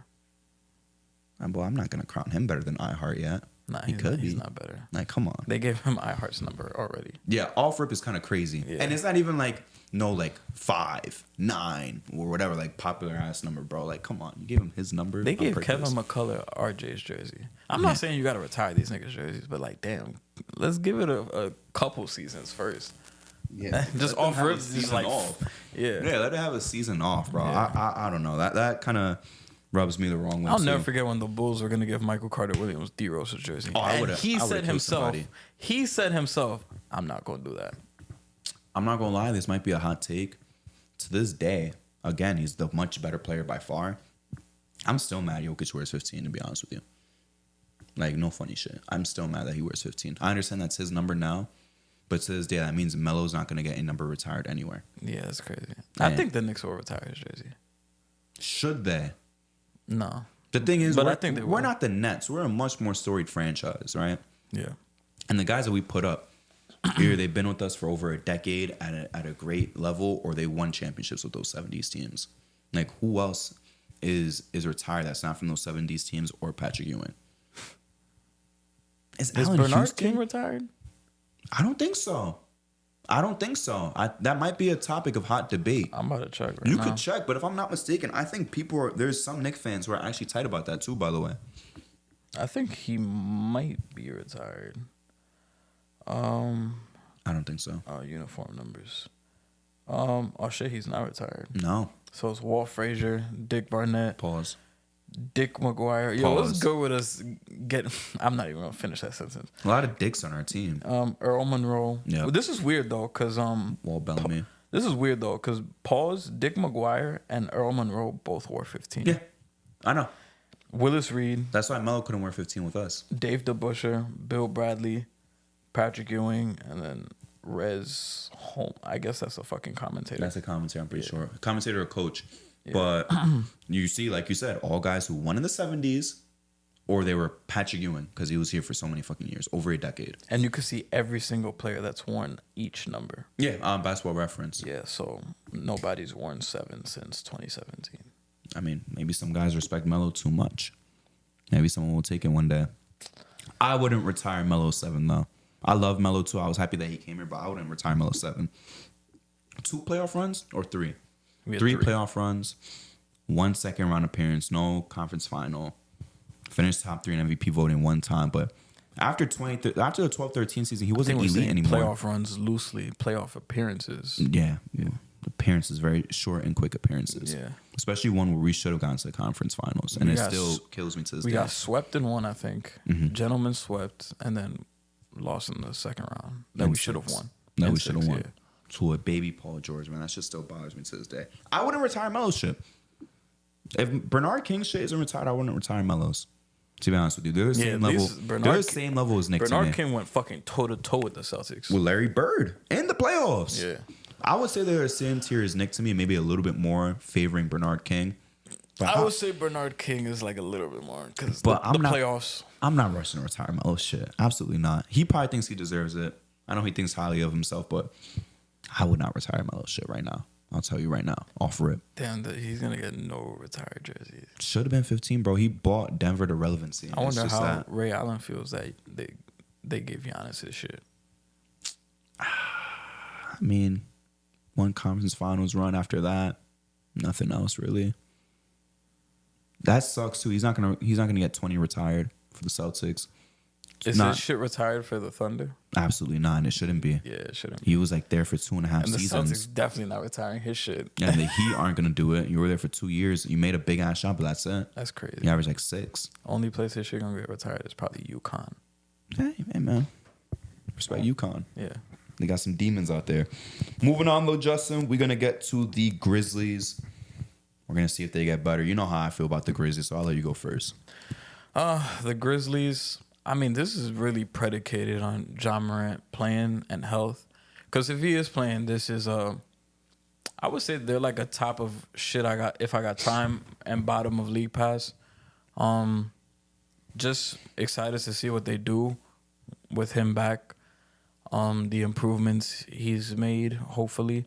Also, I do want to tune in and see what Zach Edey does. Mm-hmm. There's a lot of hype behind Zach Edey. I think he's the favorite for Rookie of the Year. I don't know why, to be honest with you. Yeah. I'm not high on Zach Edey at all. Yeah, I don't know what that's about, but I want to see what he does. But yeah, to me, this is like a bottom of league pass type team. Wow, bottom of league pass. That's fair enough. I mean, I'm resident Grizzlies hater. Should be fun to watch with the guys that they have, but again, I've told many people, I don't think this Grizzlies team is as good as they were a couple years ago. This iteration, it is vastly different from the last one. I don't really like the look of this newest one. I think Steven Adams is a better fit than Zach Edey. I'm very questionable about Zach Edey, and it's no offense to him at all, but Justin knows better than me. This man in college was getting his post touches and shit like that. You're not getting that with John Morant. You're not getting that with Desmond Bane. You feel me? Yeah. And I also don't like this, to be honest with you, Justin. Marcus Smart is most likely going to want to start, right? I think he is starting to start this What season. is that lineup? Marcus Smart, and Bane? Yeah. It's disgusting. Bane playing the 3? I don't want to see that. That's ugly hoops. Or it might be Smart playing the 3. I don't like that. I think I like that less than Desmond Bane playing the 3. I don't want either of them playing the fucking Gigi 3. Jackson's going to be out. He's out. I mean, they have a nice little team. Like, you still have Vince Williams. I hate people comparing him to Tyus Jones, by the way. People are saying he's the new Tyus Jones. They don't even play the same fucking way, bro. He's not Tyus Jones. You still got Scottie Pippen Jr., who was hooping last year. Not too high on him. But him hooping was mostly because all the niggas that was out. Exactly. You have to factor in, is he going to do that again with everybody coming back? You don't know. Somebody in the YouTube comments try to, like, come at me with that. But I'm like, you still don't know, bro. Because, like, yeah, they brought up Scottie Pippen, fucking Conchar, Aldama, Brandon Clark. Brandon Clark is fucking injury prone, bro. Yeah.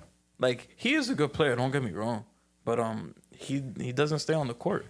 And this specific Grizzlies team, like, it's Ja's really the only thing that's making me say, damn, I want to tune into this. And then after that, it's Zach Edey. Mm-hmm. But even then, I'm not expecting Zach Edey to play like he did in college and give you 25 and fucking 14. I don't see that happening at all.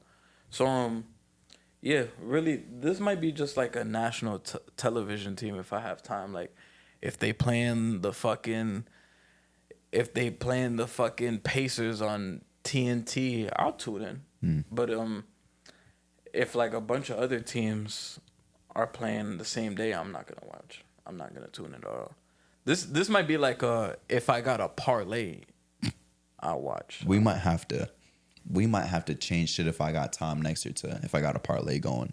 Yeah. Because a lot of these teams is really just like, oh, I'm betting on RJ Barrett 28.5 over PRA. Some shit like that, bro, honestly. I remember 2 years ago, I was watching like real like closely.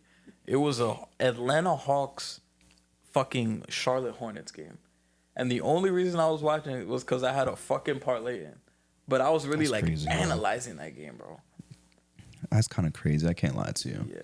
And Terry Rose, I had money on Terry Rose. Nah, I ain't gonna lie. There was a couple of times, and me and Dequan were doing this a lot, because there's one guy that lets out, I think his name was like the Professor or something.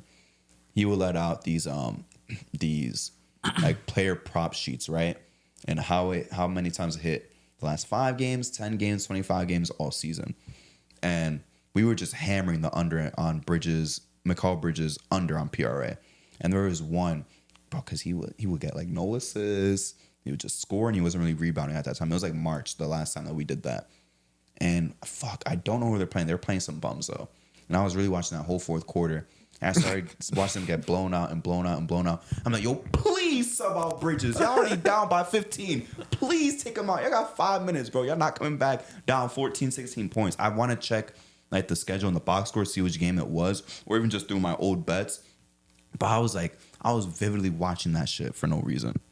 A Nets game versus some bottom feeders. I'm not gonna lie. When you have a parlay in or any type of betting, that will make you get up and watch certain games. 100%. I remember I had a bet. It was like Jaden Ivey over 4.5 assists, and it was a parlay, bro. I woke up early because the game was like at 1 or 2 o'clock. I was watching 76ers Pistons on my phone just to watch and see if Jaden Ivey hits this shit. And thing is too, when you get subbed out, you get tight. When Yeah. someone misses a bucket that he passed, you get tight. You're like, fuck. You know what hit a lot though? Trey Mann, once he was getting some burn, Trey Mann under like 12.5 points, and then they had to start lowering it. I think it got so low as like 10.5. I was like, damn, I don't even want to touch this no more. He was like a lock for that shit. But yeah, thank you for also addressing that because I want to touch on this too. We need to understand, like, players aren't going to translate like their stats when they get less minutes, like a Vince Williams, like a Scottie Pippen Jr. Like, I don't know why people keep thinking that. They're like, oh, well, they both average 11, they average 14 while Ja was gone. They'll come back to provide that. Bro, they were forced to play 30 minutes. I seen Langston Galloway average 11 or 12 as a rookie, make all rookie team for the Knicks, just because he had the opportunity. On a good team, he was not going to do that. On an okay team, he was not going to do that. I think that was the only time in his NBA career he averaged double-digit points. And now he ain't on shit. He don't even got a job no more. Shout out to Langston Galloway too, though. But people need to stop thinking like Vince Williams is going to do the same thing he did last year. Scottie Pippen Jr. is going to do the same thing he did last year. Based on what? They're going to get a major shrink in minutes. They're not playing the same minutes. Without those same minutes, you're not getting the same opportunities. Just because you average 12 and 31 minutes doesn't mean you're going to average 12 and 25. That's a lot of minutes that you lose in a basketball game. But let's move on for now, Justin. I'll just put it off rip. I don't even think you can even disagree with me on this. Since he debuted, I have been missing ass to watch Luka.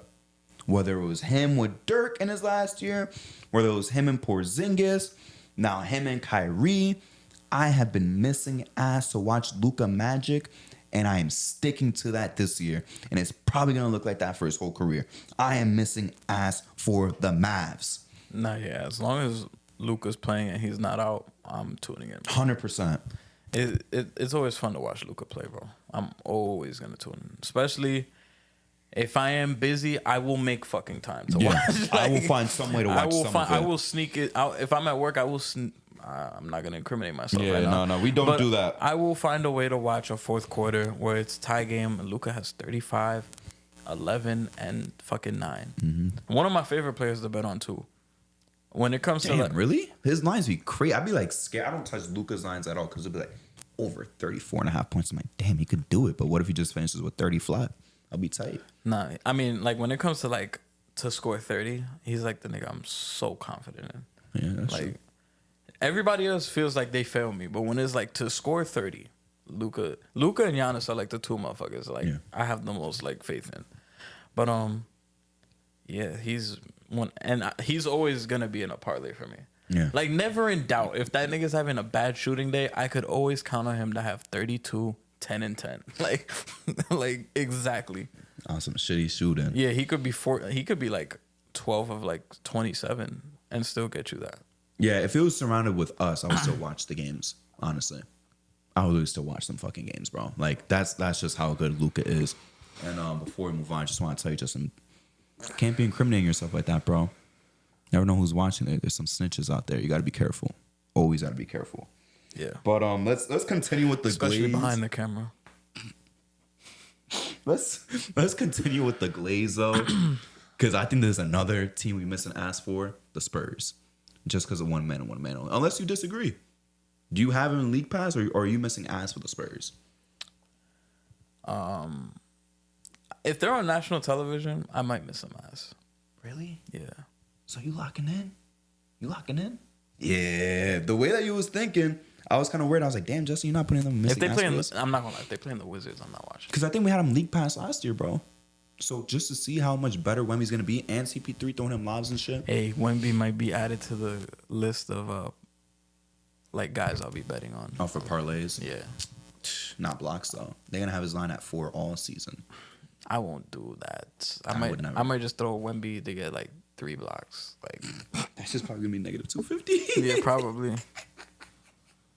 Nah, yeah. I if I was missing ass for rookie Luka and of course second year Luka, I'm doing the same for second year Wemby.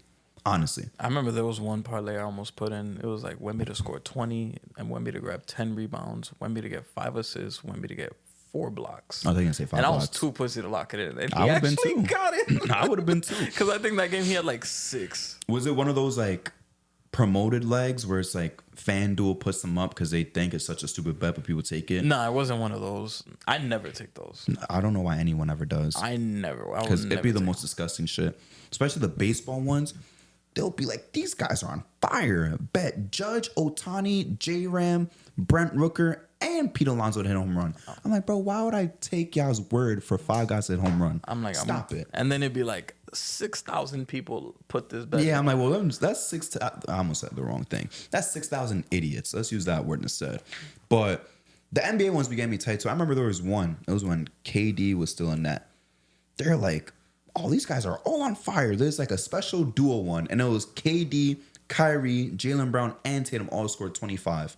I was like, you know how hard that is? Look at FanDuel right now just to see an example. Like if they got some bullshit up. There's always some bullshit, bro. Their promoted bets are terrible. There's no way they got one for NBA preseason. Probably not. Nah, they don't It's pull it. probably just baseball and WNBA and football. They have one for opening night. Oh no, they don't. I'm about to check for fucking football. They definitely got. The football ones be like DK Metcalf anytime, Jordan Mason anytime, Kenneth Walker anytime, and George Kittle anytime. A lot of people were saying fuck Jordan Mason, bro. F Jordan Mason? Yeah. A lot of people bet on him yesterday. I didn't watch the game. Look, I found one just now. DeAndre Swift anytime touchdown. DJ Moore anytime. Tank Bigsby anytime. Brian Thomas Jr. anytime. What's the title though? Because sometimes they have like funny titles. Nah, this one. Oh, this one doesn't have a title. Is that DraftKings or FanDuel? This is FanDuel. I think DraftKings is the one that has like funny titles. It says 836 people placed this bet. I don't know why, bro. They kissing money. $10 to win 423. Yeah, that's a waste of fucking money. I ain't gonna lie to you. I can't do touchdown parlays, by the way. I did want to bet on Debo though, just because everyone was hyping up all week.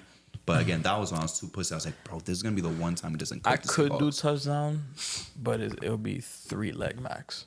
I think touchdown odds. Maybe you disagree with me. They should be similar to home run odds, because there's like no lock these guys are gonna get a touchdown. Depending on the guy, it depends. So you think Saquon should legitimately be? I think I checked the other day. He was like over -150, maybe more than that. Some guys, yeah, they should be in the negatives. Home runs a little bit different. But like there's some guys legit, it feels like they get one every fucking game. Feels like Kyron, I feel like Kyron Williams gets one every fucking game. David Montgomery damn near gets one every game. Respect him. And Gibbs. And Gibbs.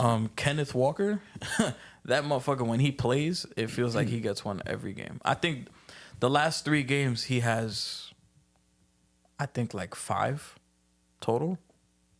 Because what was it against the Lions? He had 3 touchdowns. All right, well we don't gotta talk about that. Who gives a fuck about that? Jared Goff had a perfect game, and I know I already gave him a shout out and caught a touchdown pass. I don't think I've seen Brady or Mahomes do that, by the way. I seen Brady attempt it. He fucking fell. He's not Jared Goff. That's why. Fuck. No, I'm not gonna say fuck Brady. I fuck with him though. Next team though, Justin. I think he slipped. Huh? I think Brady slipped when he attempted it. I'm not gonna lie. Before we get into the next team, this shit is so funny to me. And I've seen this compilation so many times. And after Mahomes hurt his boy, I had to watch it again. You need to watch this compilation on YouTube of every Brady tackle. That shit is so funny. Bro just dives head first, bro. It's insane. And he getting the tackles too. That shit got me fucking tired. The Mahomes shit. Oh. Because I have Rice in fantasy. And they still winning though. Which is, I low-key gotta respect it. But Phoenix Suns though, Justin. I'll let you start off with the Phoenix Suns. I mean, based on what I've seen from preseason so far, those couple clips, I'm actually excited to watch this team. With the ball movement. Don't let them trick you, bro. Oh, maybe they're tricking me. You know, the thirst motherfuckers have to be right. Because somebody commented on the clip that I had of Ryan Dunn saying that he can't shoot. A motherfucker was so quick to go into those comments and be like, yes, he can. Just because he went 3 for 5 in a fucking preseason game. I wanted to be a smart ass, but I was like, all right, he took 5. That's a very like intriguing sign that he's attempting them. Let's see if he continues to do it. But in the back of my mind, I'm not buying into a 3 for 5 preseason game. But there's good signs there. But I like what I saw, especially with Tyus Jones being there. The offense looks like it's gonna be a lot smoother and not gonna be like, yo, KD, Book, just bail us out. So I would put this team in. This team would be kind of, I'm gonna say, in the bottom of missing ass for this. Think so? Yeah. I think for me, there's still a league pass for me, and not even top of league pass, to be honest with you. Just the concerns about these guys getting hurt, not Book. And obviously, I was very impressed with how many games KD played, but we know Beal's gonna go down. Yeah. KD's getting a little older. I wouldn't be surprised if he misses 15 plus games. You feel me? He just said it on Theo Pinson's podcast, Bradley Beal. Theo Pinson got a podcast? Yeah, it's actually not bad. What's it called? He was like, yo, I missed 30 games last year. He's like, if I play half of them games, we the number 1 seed. Bro, I'm sorry. No disrespect to Theo Pinson. Number 1 bench cheerleader of all time. But you got a podcast? Hey, shout out to him, bro. Let him get his podcast is actually good, though. I wouldn't be surprised, but it's just... Bro, every memory I have of Theo Pinson is just getting lit on the end of the bench. And that's not even like a shot at him. That was really what he was known for. He played for the Knicks and the Nets, right? Yeah, both of them. Yeah. I think he started the dancing show with the Nets. Yeah, he's the one who started that shit. Yeah, that was a great time. That was... You want to talk about peaking as a Nets fan? Yeah, that was if that he was was one a of Nets peaks. fan, that was 2019 to 2021 was like their peak. Yeah, that was like the 3 best years. And it was different iterations of the teams too, because you had that D-Lo team that was really fun to watch, even I have to admit it. And then you got into the KD, Kyrie, and Harden shit, which fell apart. Now you stuck with Ben, who's talking all this shit, by the way. Talking a lot of shit about people talking shit on him. Well, how about you play the fucking game, nigga? How about you do that instead of worrying about niggas that's commenting on your shit? Play some fucking basketball. Because he made the excuse, oh, well, I signed that contract. I was a superstar level player. Shut the fuck up. You are not no superstar level player. Maybe I'm gassing it. Maybe he said star. But he was basically saying like he was a top tier player, and that's why he got that money. And unfortunately, injuries happen. And you a pussy. Let's just keep it a beat. And you a pussy. So that's that part. But moving on to Phoenix, though, back to Phoenix, I'm... Like, the point guard shit, yeah, they got their point guard and all that. Like, that's cool. They got 3 hoopers. But to me, this just still isn't a team where it's like, I'm fiending to watch the Suns. Like, I don't know. Again, not to pick on the Cavs, by the way. But I'm using the Cavs as a barometer because they're like a 4 or 5 seed. They're cool. They're a good team. But, like, I would not miss ass to watch the Cavs versus Suns, to be completely honest with you. I wouldn't do that with Philly. I wouldn't do that with Suns versus Heat. There's a couple of teams where like I'm confident in skipping that game. If like, it's Cavs versus Suns on TNT, I might miss. But if it's not TNT, are you watching it? Probably not. If I have to... And it tips off at 10? But it's a Friday. I'll watch. Man, I don't know, bro. If I got nothing to do. Like, I'm not... especially if there's other Western games, too, I'm not fiending for that shit. If... Let's say that game is on and like the Timberwolves is playing the Thunder, I'm watching the Timberwolves. And Thunder. I would rather watch that shit. I would rather watch the Bucks versus Celtics. I would also rather watch Bucks versus Philly over Cavs versus Suns. You feel me? Like, that's why to me, like, they're gonna be cool. They're gonna be really good. I don't think they're gonna be anything special. It's just gonna be a little bit of a rerun of last year, but with an actual point guard running the show, which can make them better, but the visual product itself, I don't think it's going to be nothing crazy. So I think it's going to be league pass. I know you said you're missing ass for this. I did let you be the last tiebreaker, so I'll be the tiebreaker for this one. The order doesn't matter, but we'll just say they're top of league pass, even though the order doesn't really matter with the guys in the tiers. Next team is going to be the Clippers, which is already getting hampered by a Kawhi injury. This is if I got time. I'm going to just say it right now. If I got time, I'll watch them. If I got a parlay going with Harden, PRA, I'll watch them. I'm not watching this fucking team. You rather go on Batty Hub than watch the Clippers? Yeah. The only time I'm going to watch this team is maybe like opening day just to see the arena, see if they have like a little tour shit. You know how League Pass be doing that thing where it's like inside the stadium and see the jerseys and all that. Because I know they got new uniforms this year. They got the new logo. I'll probably check that shit out for the first month, but after that, I'm good. Justin, come on, bro. You're really trying to tell me you'd rather watch the Jazz over the Clippers with healthy. Let's say Kawhi playing. You rather see the Jazz. Kawhi playing Yeah, I would watch the Clippers, but it also depends who they playing. But just in general, let's say both playing like a similar tier team, right? Let's say not on the same day. Let's say, would you rather watch the Jazz play the Heat or the Clippers play the Heat? Clippers Heat. That's what I'm saying, bro. We can't put them in baddie hub tier. They're not like, bro, look at the baddie hub tier. It is the Bulls, the Blazers, and the Nets. They're not going to be as boring as those teams. I think Kawhi's going to miss enough games where they're going to inevitably be in baddie hub tier. If he only plays 50 games, let's say, right? 50 flat. This still isn't if you got time. You wouldn't want to watch 15 out of those 50 games and maybe 2 of them without him? You really just gonna say no, huh? I don't want to watch them. Come on, bro. Justin, there's no way you think the Raptors are more fun to watch than the Jazz and the Clippers with Kawhi Leonard playing. There's no way. You just said you'd rather watch them play the Heat. And it's not like it's matchup based either. Justin Josh just picked a random ass team that's not garbage. I don't know, bro. This Clippers team. When I saw fucking Kai Jones with the baldy, I was like, bro, I'm not hype at all. What about Kevin Porter Jr.? I don't want to watch him play basketball. For personal reasons or basketball reasons? For basketball reasons. For basketball reasons, you don't want to see him? Not really. Not with this team. Personal reasons, I would respect. If he was on like his reasons, own like garbage ass team, bro, he just when the last time we saw him, he was 25-5, bro. He could put up a 15-5 and that team at that time was probably in this baddie hub tier. Yeah, but the thing is, like, come on, bro. He could put up a 15-5 with Kawhi down. He could. And then you still have Harden, who's gonna put up like 18-8. You feel me? Like, I'm not saying this team's gonna be crazy, like wow, but I cannot look past putting them with the Blazers. Is how I'm taking it. I can't put them next to the Bulls, and I definitely cannot fucking put them next to the Nets, bro. I can't. I can't. I really can't, bro. Like, I would respect if you said the bottom of shit if I got time. But right, bro, they could be bottom of shit if I got time. Because I just know damn well by January I will not be invested in this team at all. That's fair enough. Like, because October 22nd, I will not be invested in the Nets, and in April 15th, I will not be invested in the Nets, and all that time in between. I can tell you that's the difference between them and the Clippers for me.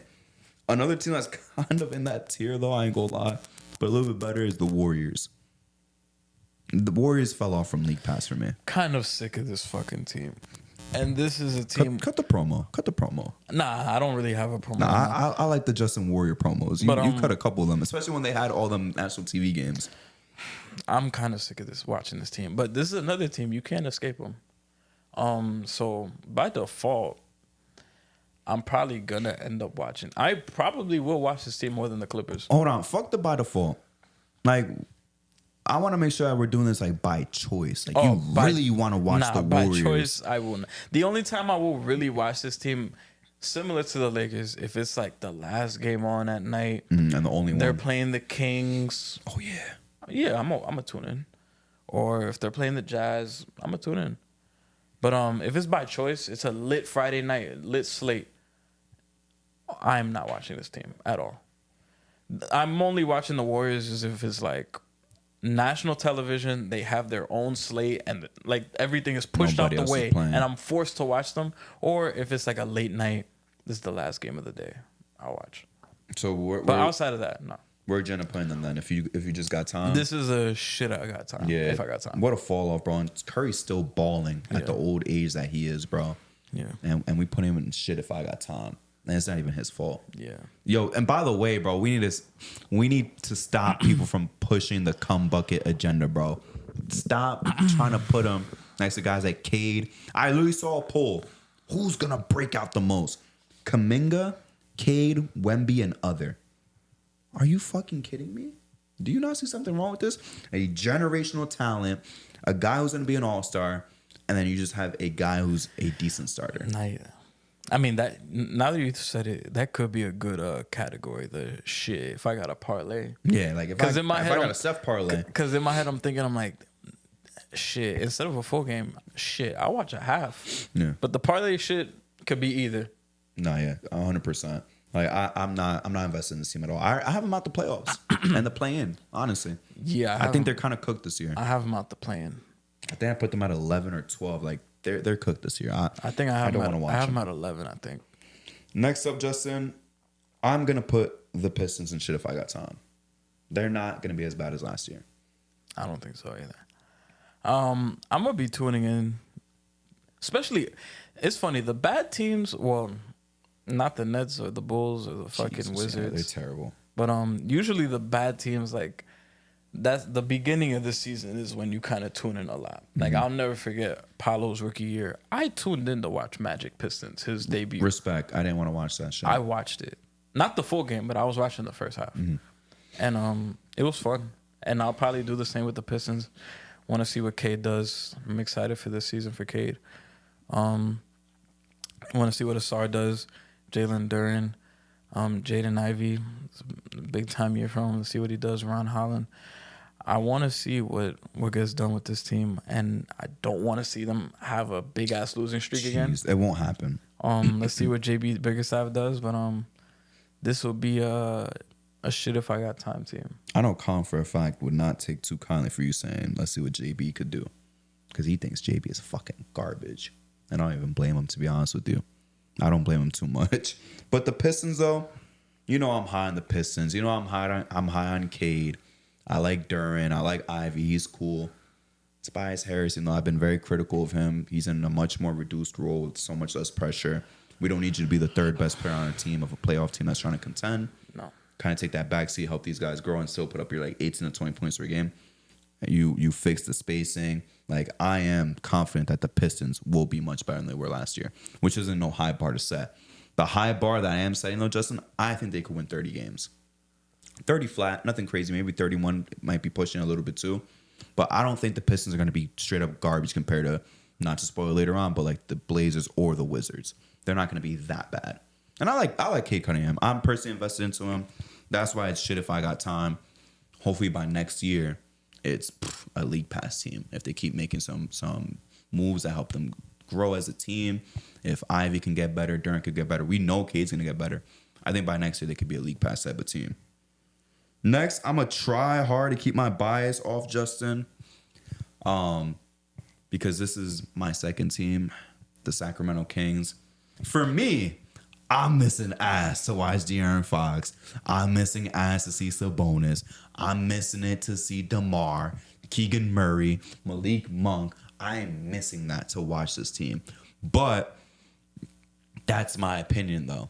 That's why I'm going to let Justin decide this one by himself, because I have a personal stake in this with my Fox over Ja agenda that I push, with my Sabonis being an elite big agenda that I push, me pushing Keegan Murray because I've been high on Keegan Murray. I am pushing all that shit. So I'm going to let you decide what tier they go into. For me, this team is probably going to be at the top of League Pass. Respect. I think this season I'll probably tune in like I did 2 years ago, because 2 years ago, that's when I was really like, yo. When you clowned me at the start of the season? Yeah, but I was watching. They were like my number one League Pass team. All right. Especially those late nights when they was playing the Clippers, going to triple overtime. Try to tell you. Malik Monk was dropping 40. Like, those were some fun nights. I was watching hella fucking Kings. I was watching mad Kings and Cavs games that year on League Pass. But yeah, this team's just gonna be even more fun, and I think they'll probably I'll probably take it a step above that. Like, depending on who they play, this is probably I'm missing ass for this. Yeah. Like, if they're playing the Timberwolves, I might miss them. What about the Grizz? Yeah, just to watch that matchup. Yeah. Just for some talking points, that'll be a nice matchup. If they're playing if they're playing the fucking Pacers, I feel like that would be fun as hell. That'll be a banger. Offense versus offense, straight that'll be shootout. A super fun game. If they're playing Dallas, that'll be a fun game. This team is it's gonna be fun throughout. Even if they're playing Philly, that'll be a fun ass game. Yeah, that'll be tough. So they're probably teetering in that I'm missing ass for this, but I must say top of League Pass. Do we know how many national televised games they have? Not a clue at all, but it don't matter. I will be going out of my way to find them illegal streams of them. Yeah. Shout out. Actually, I'm not gonna say Don't. Yeah, don't say it, bro. I wasn't even gonna say it. I was gonna say something else, but that would have sounded fucked up. But you would have snitched on yourself a second time, bro. Yeah. We know who be watching this. You know, certain people be watching this. Fuck you, Rob. We know certain people be watching the show though. But let's go back to the East. I think the rest of this is the East. Yeah, it's all Everything East left teams. with East. Yeah. There's no order to this. I was trying to find out what the order is. For a minute, I thought it was divisions, but it's really not. It's truly randomized. So, next team is going to be the Cleveland Cavaliers. Donovan Mitchell, Darius Garland, Jarrett Allen, Evan Mobley. We know what this team is.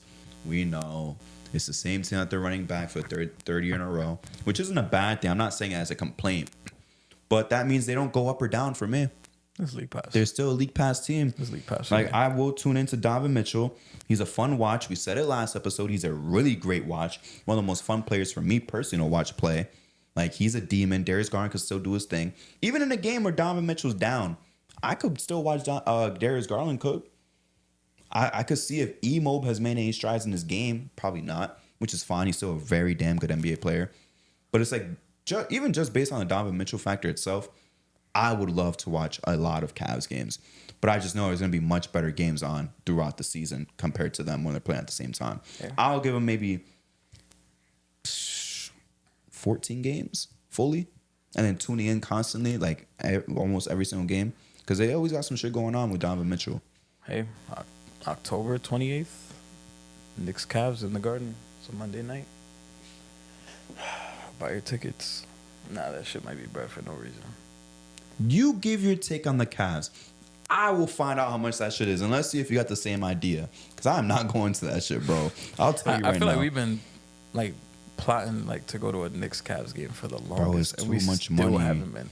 The Knicks cost too much right, money. Though. Going to fucking Cleveland is cheaper to just buy a ticket here. I got you right now on TickPick. I don't really have much to say about the Cavs. Like, this is League Pass. I'm gonna tune in to watch Donovan Mitchell and Darius Garland, and then seeing what Jarrett Allen does. I'm excited to see what Jalen Tyson does. But the main thing that excites me this year is to see what Kenny Atkinson does with this unit. 100%. Different coach, see if things change.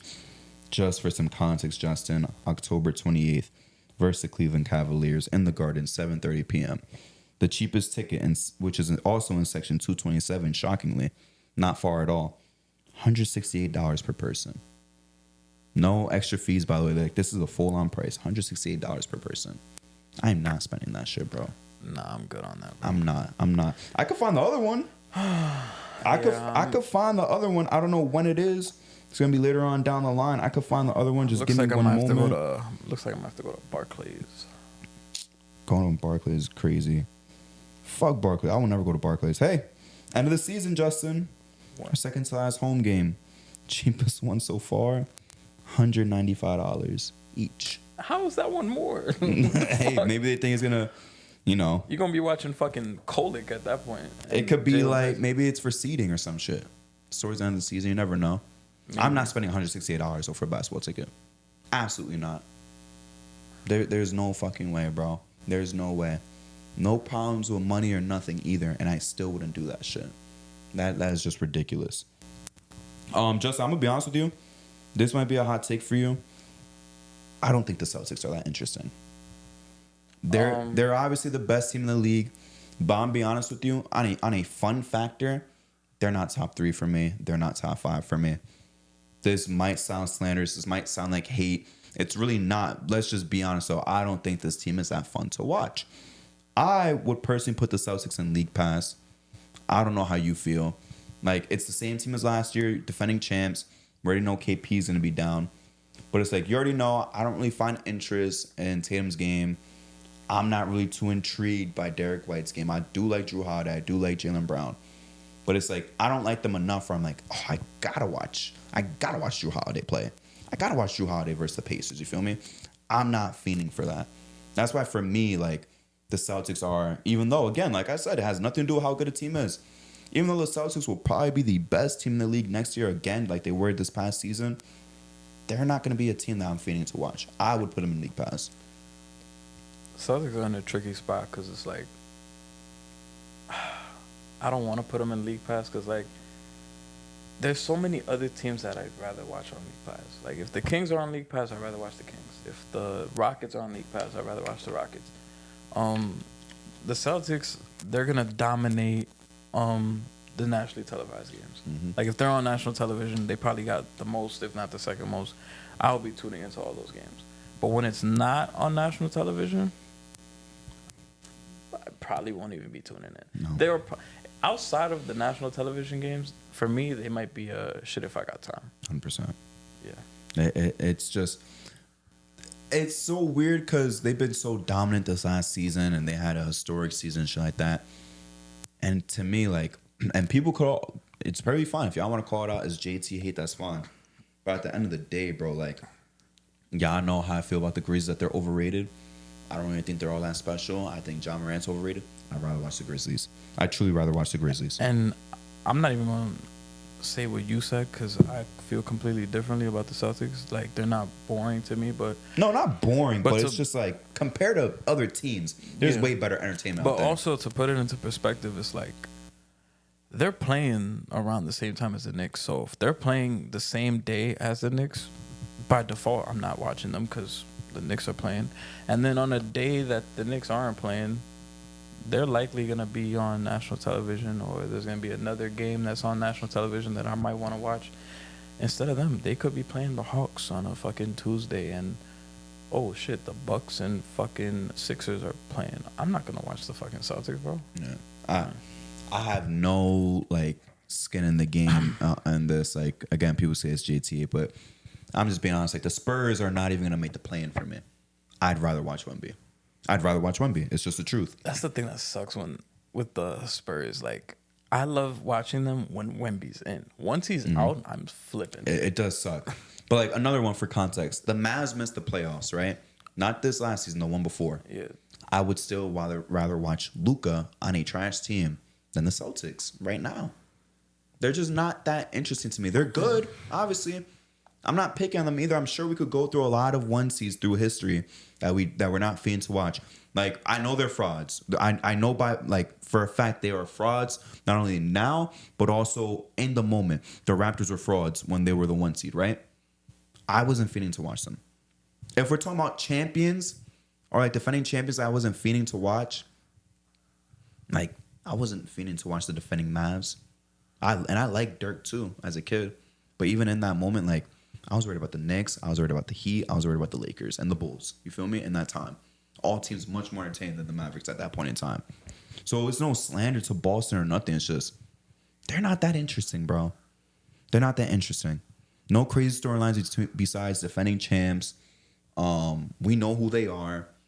You know how I feel about Tatum. Not only that, I think he's plateaued. I don't think there's no other level to his game.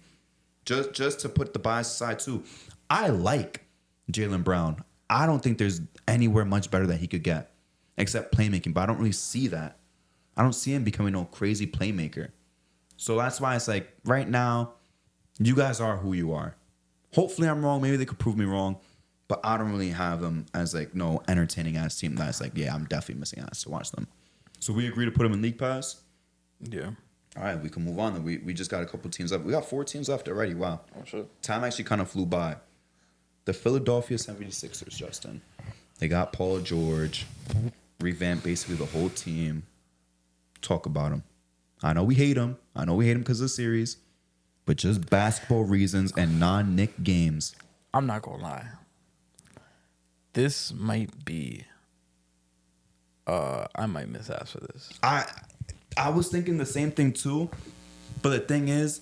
For two reasons. Go ahead first, and I'll say my piece. 2 reasons. One, despite all the talk we've had all off season, and all the rants all the promos I've cut on this team, all that is really predicated towards the postseason. Regular season, I think this team is gonna be great. They're gonna be entertaining.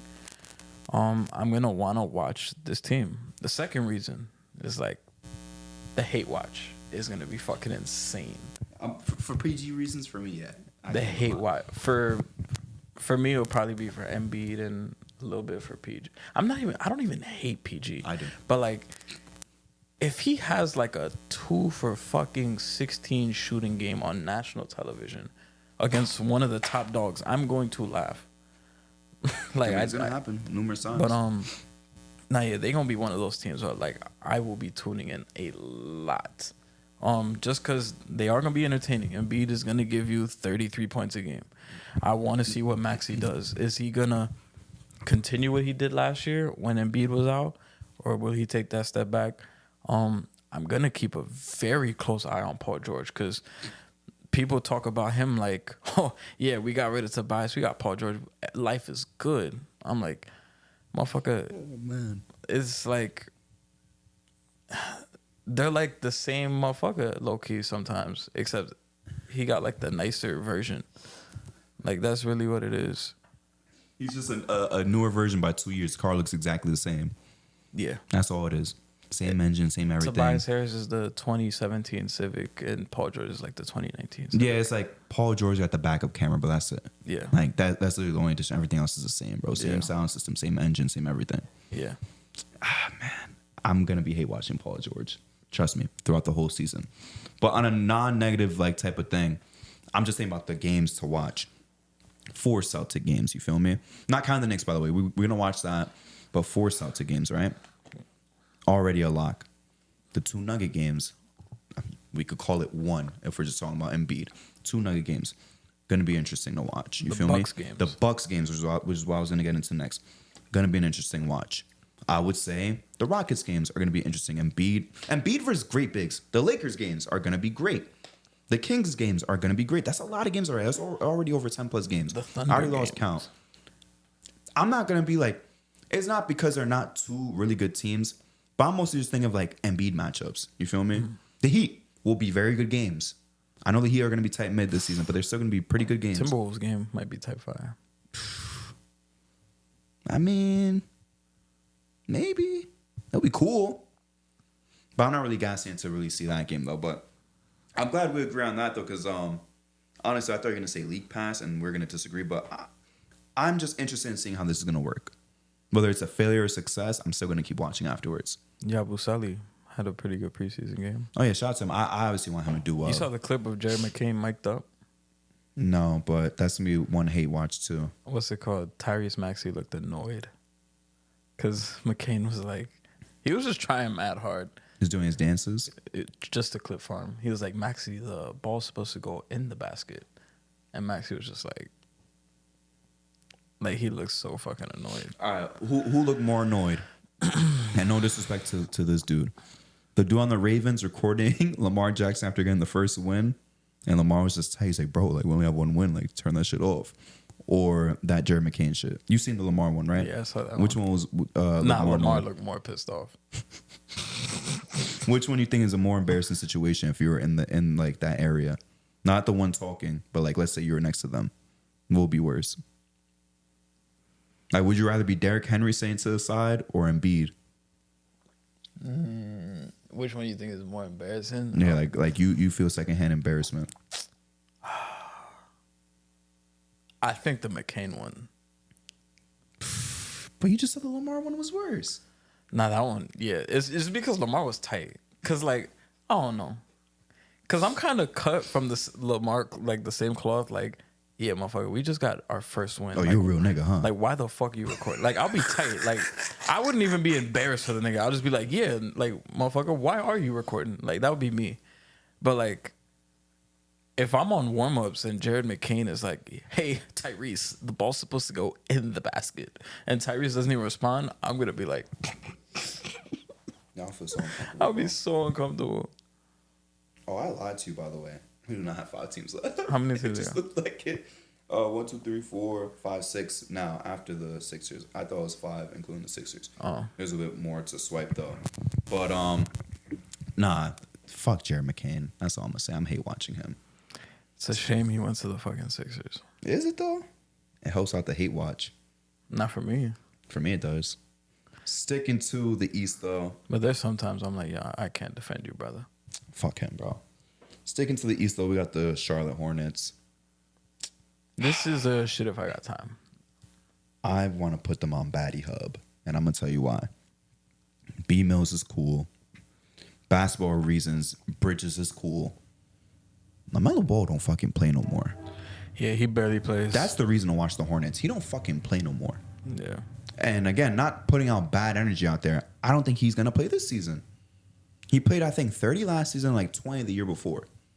And I don't know if he's ever played 70 flat or more. Maybe his rookie year. I think maybe his rookie year. Because I think his I'll All-Star double- year, he didn't even play that much either. I'll before double the check it rule. right now. But like, bro, without LaMelo Ball, his team is not fun.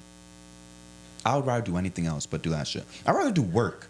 The only time he's played 70 games was his All-Star year. He played 75. Rookie year was what? Rookie year, he played 51. All the other years? He 22-23 season, he played 36. And then this past season, he played 22. Oh, he didn't even play 30 last season. I thought he played 30. Nah. Hey, man. Last 2 seasons combined, 58 games. Would you put them in shit if you got time if he played 55 games? See, this is like a shit if I got time to like from November to December. In February, I might not even be checking up on this team. Are you watching them in November, December if LaMelo's not playing? No. So it predicates on LaMelo playing. LaMelo, yeah. And if Brandon Miller's having some big time games, I might watch a half. Yeah, like I like B Mills, but not to watch a full game of him take over. Yeah, honestly. I don't think a full game. Like, I'm not gonna be hype over. Whoa, B Mills got 25 points efficiently. Like, I'm not gonna be fiending to watch that shit. He might be another one where I'm putting B Mills to score 20. Oh like yeah, that's a good one. 23. B Mills for and I'm 20 is tuning good. in like for the half to watch shit like that. But like full game, yeah, this is like I'd have to have some serious time on my hands to watch them. No, 100%, bro. But the thing is, like, being realistic, if LaMelo doesn't play, let's say, how many games does LaMelo have to play to keep them in shit if you got time? Maybe like 62, 65-ish. Damn, Justin, that's a lot. That's so a lot. if he plays less than 60, this is a baddie hub team. Yeah. Then I'm not gonna lie to you, my brother. We gotta put him in baddie hub. Because if LaMelo has to play 62 to 67 games, which he hasn't done since year 2, Yeah. and he hasn't played 60 plus in any other year besides that, Yeah. Yeah, that's crazy gotta to put think these about. niggas in baddie hub. That is crazy as fuck to think about. He's only had 1 year where he's played 60 plus. I would rather watch Blah GG than a fucking LaMelo-less Hornets team. Zion's been more healthy than this nigga. Yeah. And a lot of people give Zion shit, bro. Yeah, people give Zion shit. He's played way more than LaMelo. Oh, way fucking more, bro. Total Holy. games. And I know he's played for an extra year, but like besides that, even then, if you just want to go since LaMelo's came into the league, Zion's played way more fucking games. That's embarrassing. To me, that's embarrassing. This one, Justin, we already know where they're going. The Wizards. That's straight baddie hub. That's baddie hub. That might be the worst team to watch right now between them and the Nets. Because I'd rather watch the Blazers than them. I'd rather watch the Hornets. I'd rather watch the Bulls. But between the Wizards and the Nets, I don't want to watch even 10 minutes of either of them playing. And them playing against each other is going to be terrible, too. That's going to be the worst game of the fucking season. Yeah, they're baddie hub. Don't even got to talk about it. I'm not talking about no Wizards, not talking about no Jordan Poole, nothing. Yeah. One of your favorite guys, Justin, Paolo Banchero and the Magic. This is a league pass team. For me. I think this is the very definition of league pass. They're going to do well. They have a guy who's not a superstar yet, but he's an all-star with the potential to be a superstar. A good supporting cast. They play defense. That's just a league pass team. You know, like, there's nothing really bad to say about them. Nothing phenomenal to say about them either to put them in the missing ass for that. But I think they're perfectly comfortable in league pass. Since Paolo's entered the league, this team has been a constant league pass team for me. Bro, even before he got there, I'm not going to lie. Even when they were making the playoffs, they were still baddie hub to me. With Vucevic there, they were I baddie was hub not ass watching team. that team, bro. Him, With like Vooch, DJ yeah. Augustine, baddie hub ass team, bro. And they successfully I'm not gonna say completed, but they successfully initiated the tank and the rebuild. Yeah, because they staved it off for far too long. Because I bro. remember when they started finally offloading all those pieces, trading Aaron Gordon, trading Vucevic, trading Fournier, trading Terrence Ross. They got rid of all them motherfuckers, and they fucking rebuilt pretty quick. No, I'm not gonna lie. Like, there was so many times where they should have blew it up. It's a good thing that they blew it up the time they did because look at the talent they got. But I'm not gonna lie, there were so many years that they should have blew it up so many fucking times, bro. They've gone through so many times where they're just a mid-bad team. They would always be like a lock for like anywhere between 30 and 35 wins. They would always be like the fucking 8th seed. Not even that. Like they were the 8th seed twice, right? And like the Vooch era. But when they weren't that 8th seed, bro, they were like the 12th seed every time. Yeah. Like they got the Oladipo pick, and then what after? Like seriously, their highest pick was. I want to check their draft picks, bro. Check Hazonia. I bet you their shit was always like 7. That's 8, what I'm saying. Like, They were a mid-bad team, bro. Hazonia was their last top 5 pick besides Paolo, if I'm not mistaken. Yeah, bro. Damn, where can I check their draft? Just go to Paolo. I could find it myself too. But I think they have it on Tankathon might have it. But I forgot how to check that shit. I got you right here. Watch. Paolo Banchero. Yeah. We're gonna put him in draft. Orlando Magic draft picks. Where do you want to start from? What year? 2012. Andrew Nicholson with the 19th pick. That nigga was garbage. 2013, Oladipo. I'm also only talking first rounders too. Oladipo's second pick. Second pick. Aaron Gordon, 4th pick, and Sarge, who they traded at 12. Hazonia, 5th. Then it's Sabonis, 11th in a trade. Jonathan Isaac at 6. And then I don't know how to say this. That's when they traded Oladipo and Sabonis to OKC. No. That was before. This is a trade of Philly. On Zejas Pazicniks, whatever. Who gives a fuck? Then you got Mo Bamba with the 6th pick. I remember that. Chuma Okiki with the 16th pick. Cole Anthony for the 15th pick. Then Suggs with 5, Franz at 8. And then you got Paolo. So Aaron Gordon was their highest pick before that. Oladipo. Oh, yeah, Oladipo. So they had 3 straight top 5 picks. Oladipo, Aaron Gordon, Hazonia. Then they would always go between like 6 and like 15. And you remember that little stint when it was like, Aaron Gordon was the best player on the... Actually, no, he never was the best. He was never the best player on the Magic. But niggas were like, Aaron Gordon's sneaky. Blah, blah, blah. Stop. I'm like, all right. Sneaky is crazy. Vucevic was a fucking great fantasy player on the Magic. Fantasy legend for you? Yeah, low key. That motherfucker was nice as fucking fantasy. All right, who's better though, him or DeAndre Jordan? Fantasy wise? Yeah. Shit. DeAndre Jordan will give you like 12 points with like 20 rebounds. 12 points with 20 rebounds? 12 might be generous. It might be like 8. Give me one second. I'm just getting right back to the tier list. I would low key say Vucevic.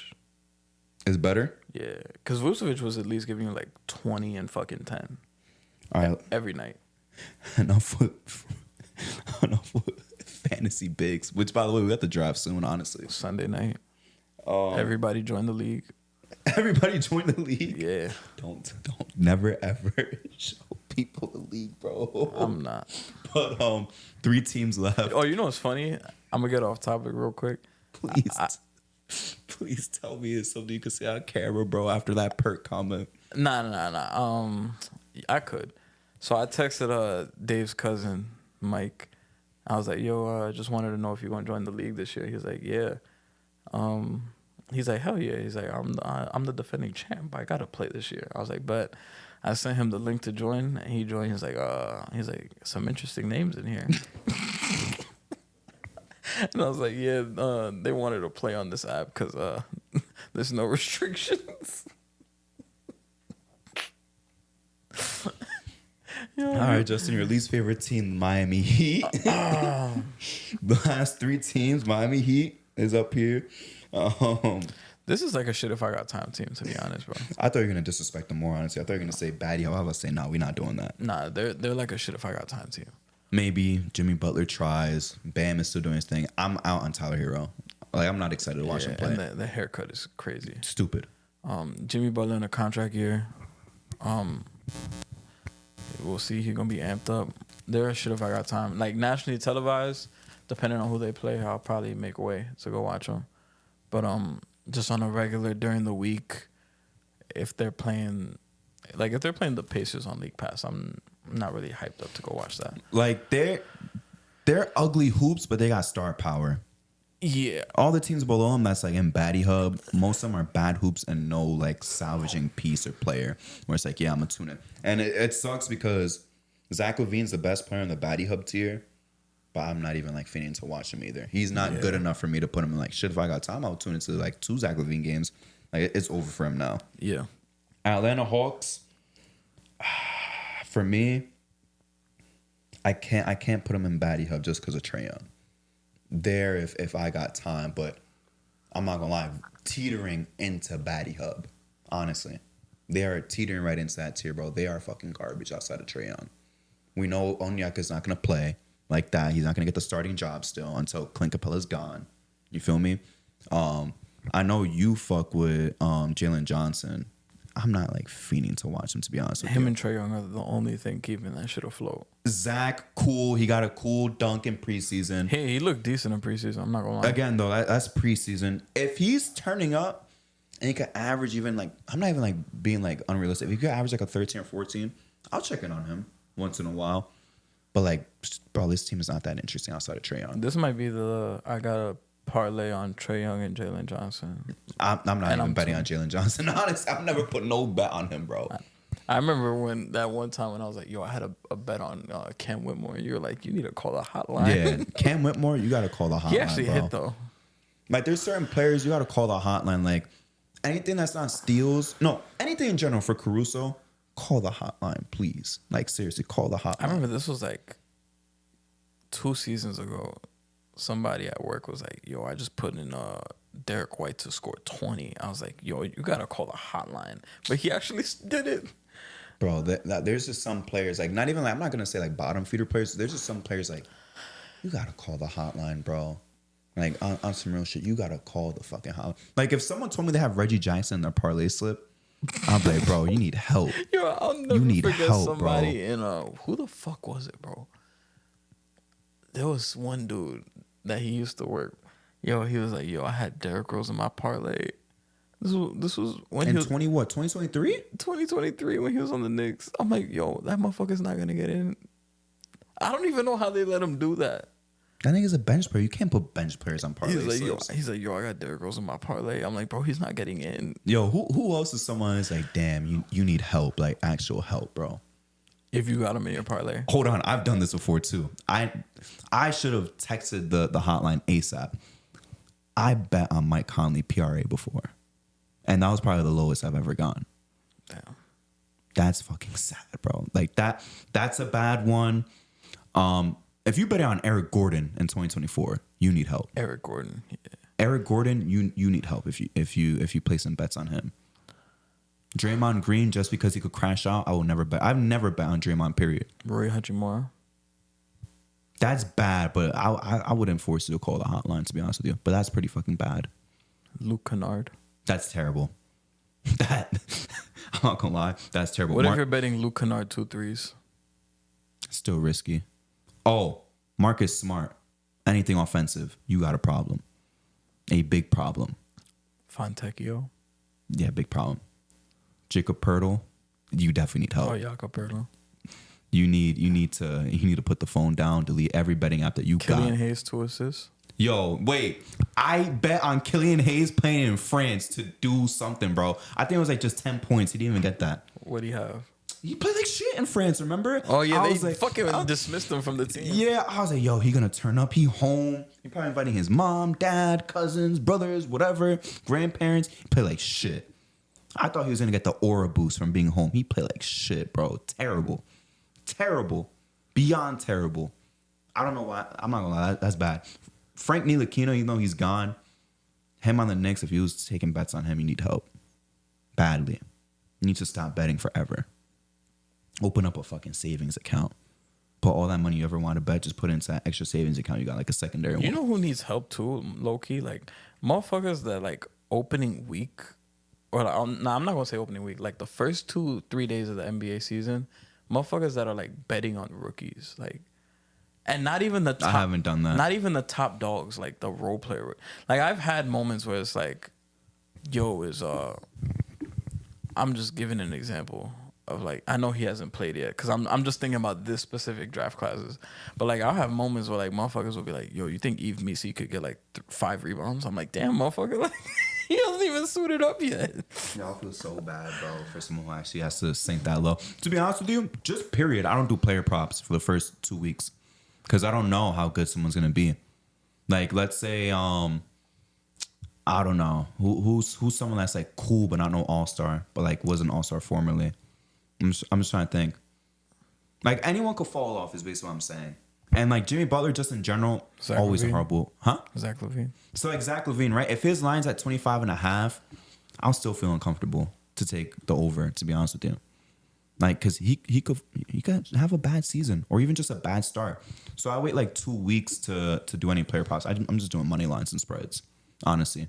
The first 2 weeks, and I'm not gonna be betting crazy, cause baseball, I'm not gonna say how much it's given me this season, but let's just say it dragged my ass into a positive on FanDuel.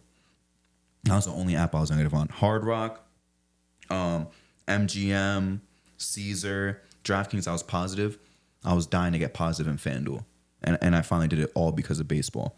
But basketball, bro, like, I'm not trying to fiend on it like I did in the past, because to be honest with you, it's not the easiest sport to bet. And the odds are terrible. Bro, I forgot the Celtics' second game. It's against some bums, right? They're negative 800 to win. That's so sad, bro. Like, even in football, I don't think the Chiefs are going to be negative 800 against some bum-ass team.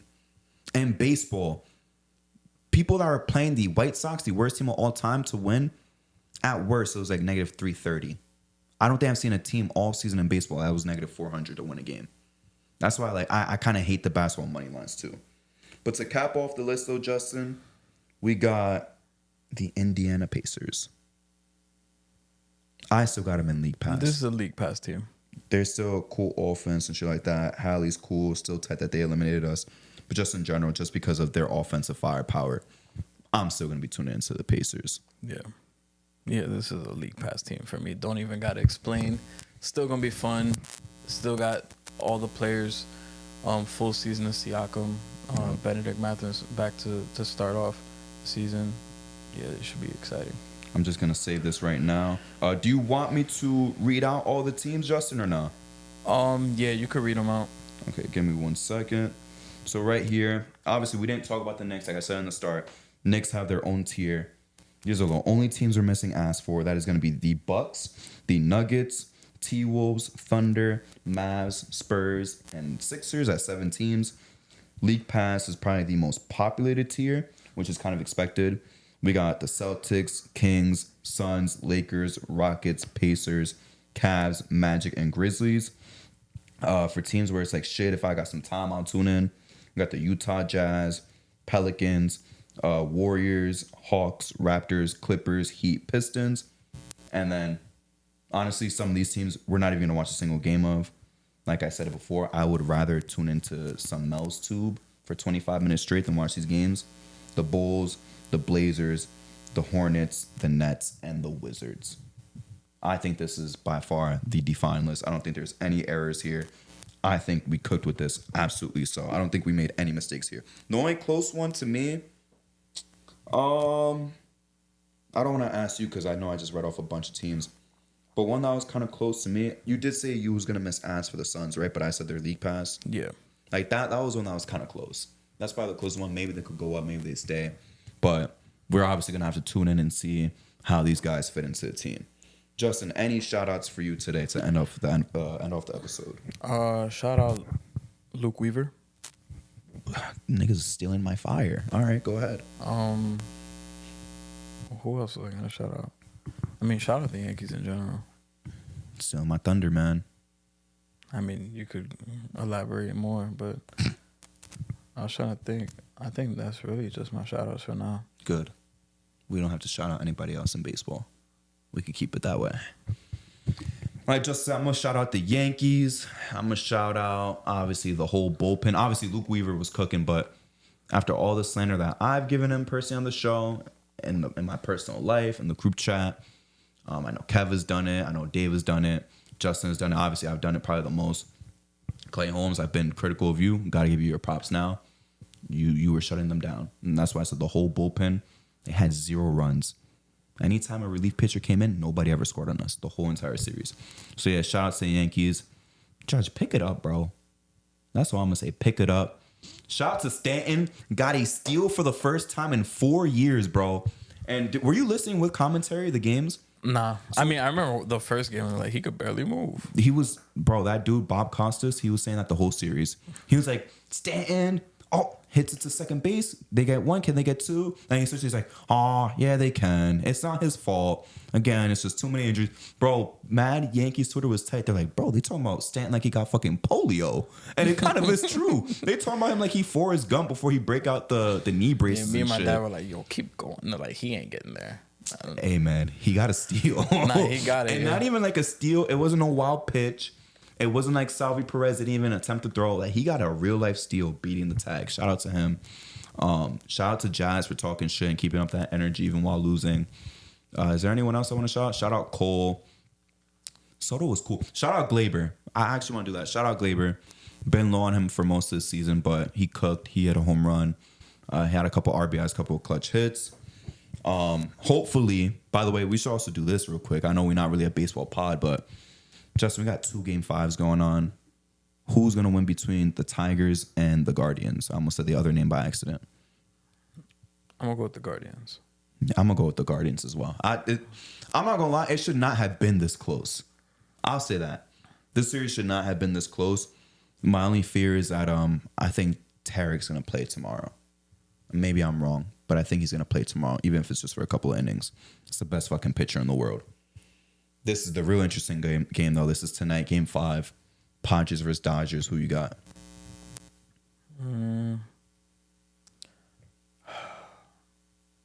I think I'm going to go Dodgers. It's Yamamoto versus Yu Darvish, just to like set the stage. Probably the 2 best pitchers on each team. I don't think Ohtani's doing anything today because Yu Darvish is the only one who shut him down. Because he knows him best, bro. Ohtani looks up to him. Like, they're peers. They're a little bit separated in age, but they're peers. You feel me? You got to stop that glazing shit. He looks up to him. It's true, though. He do look up to Yu Darvish, though. But Tatis, if you know baseball, is having a small sample size. But like I compared to Justin, he said, what is the basketball comparison to this like Fernando Tatis performance so far in the playoffs? He said, like, playoff Jimmy. I said, bro, this is better. I don't even know how to describe it. And I kind of thought about it for like a day. I think it literally took me a day to think about it. And it was my brother who gave me the idea. I was like, yo, shit, that's actually true. Like, he really is looking like 19 Kawhi right now. Damn. Just absolutely unstoppable. He has the best OPS, which is basically just a big-ass offensive stat of all time with a minimum of, I forget how many playoff games, 10, 20, some shit like that. Got a 1.9, bro. That's disgusting. Bro, that means he is 200% better than the average batter. Damn. Judge's whole season, by the way, he has a 1.1, which is disgusting. It's as good as prime Barry Bonds. So Judge is basically worth 2 average batters. But right now, Tatis is worth, I can't even do the math. But a lot of them. A lot of average batters. He's cooking though. And fuck the Dodgers too, bro. Shout out Jackson Profar.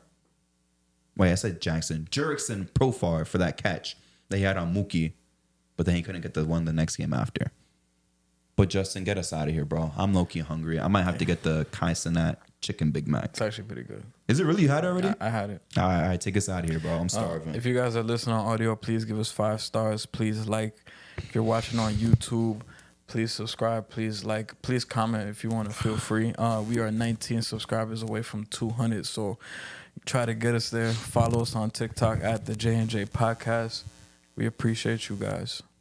Always appreciate y'all. Peace. Peace.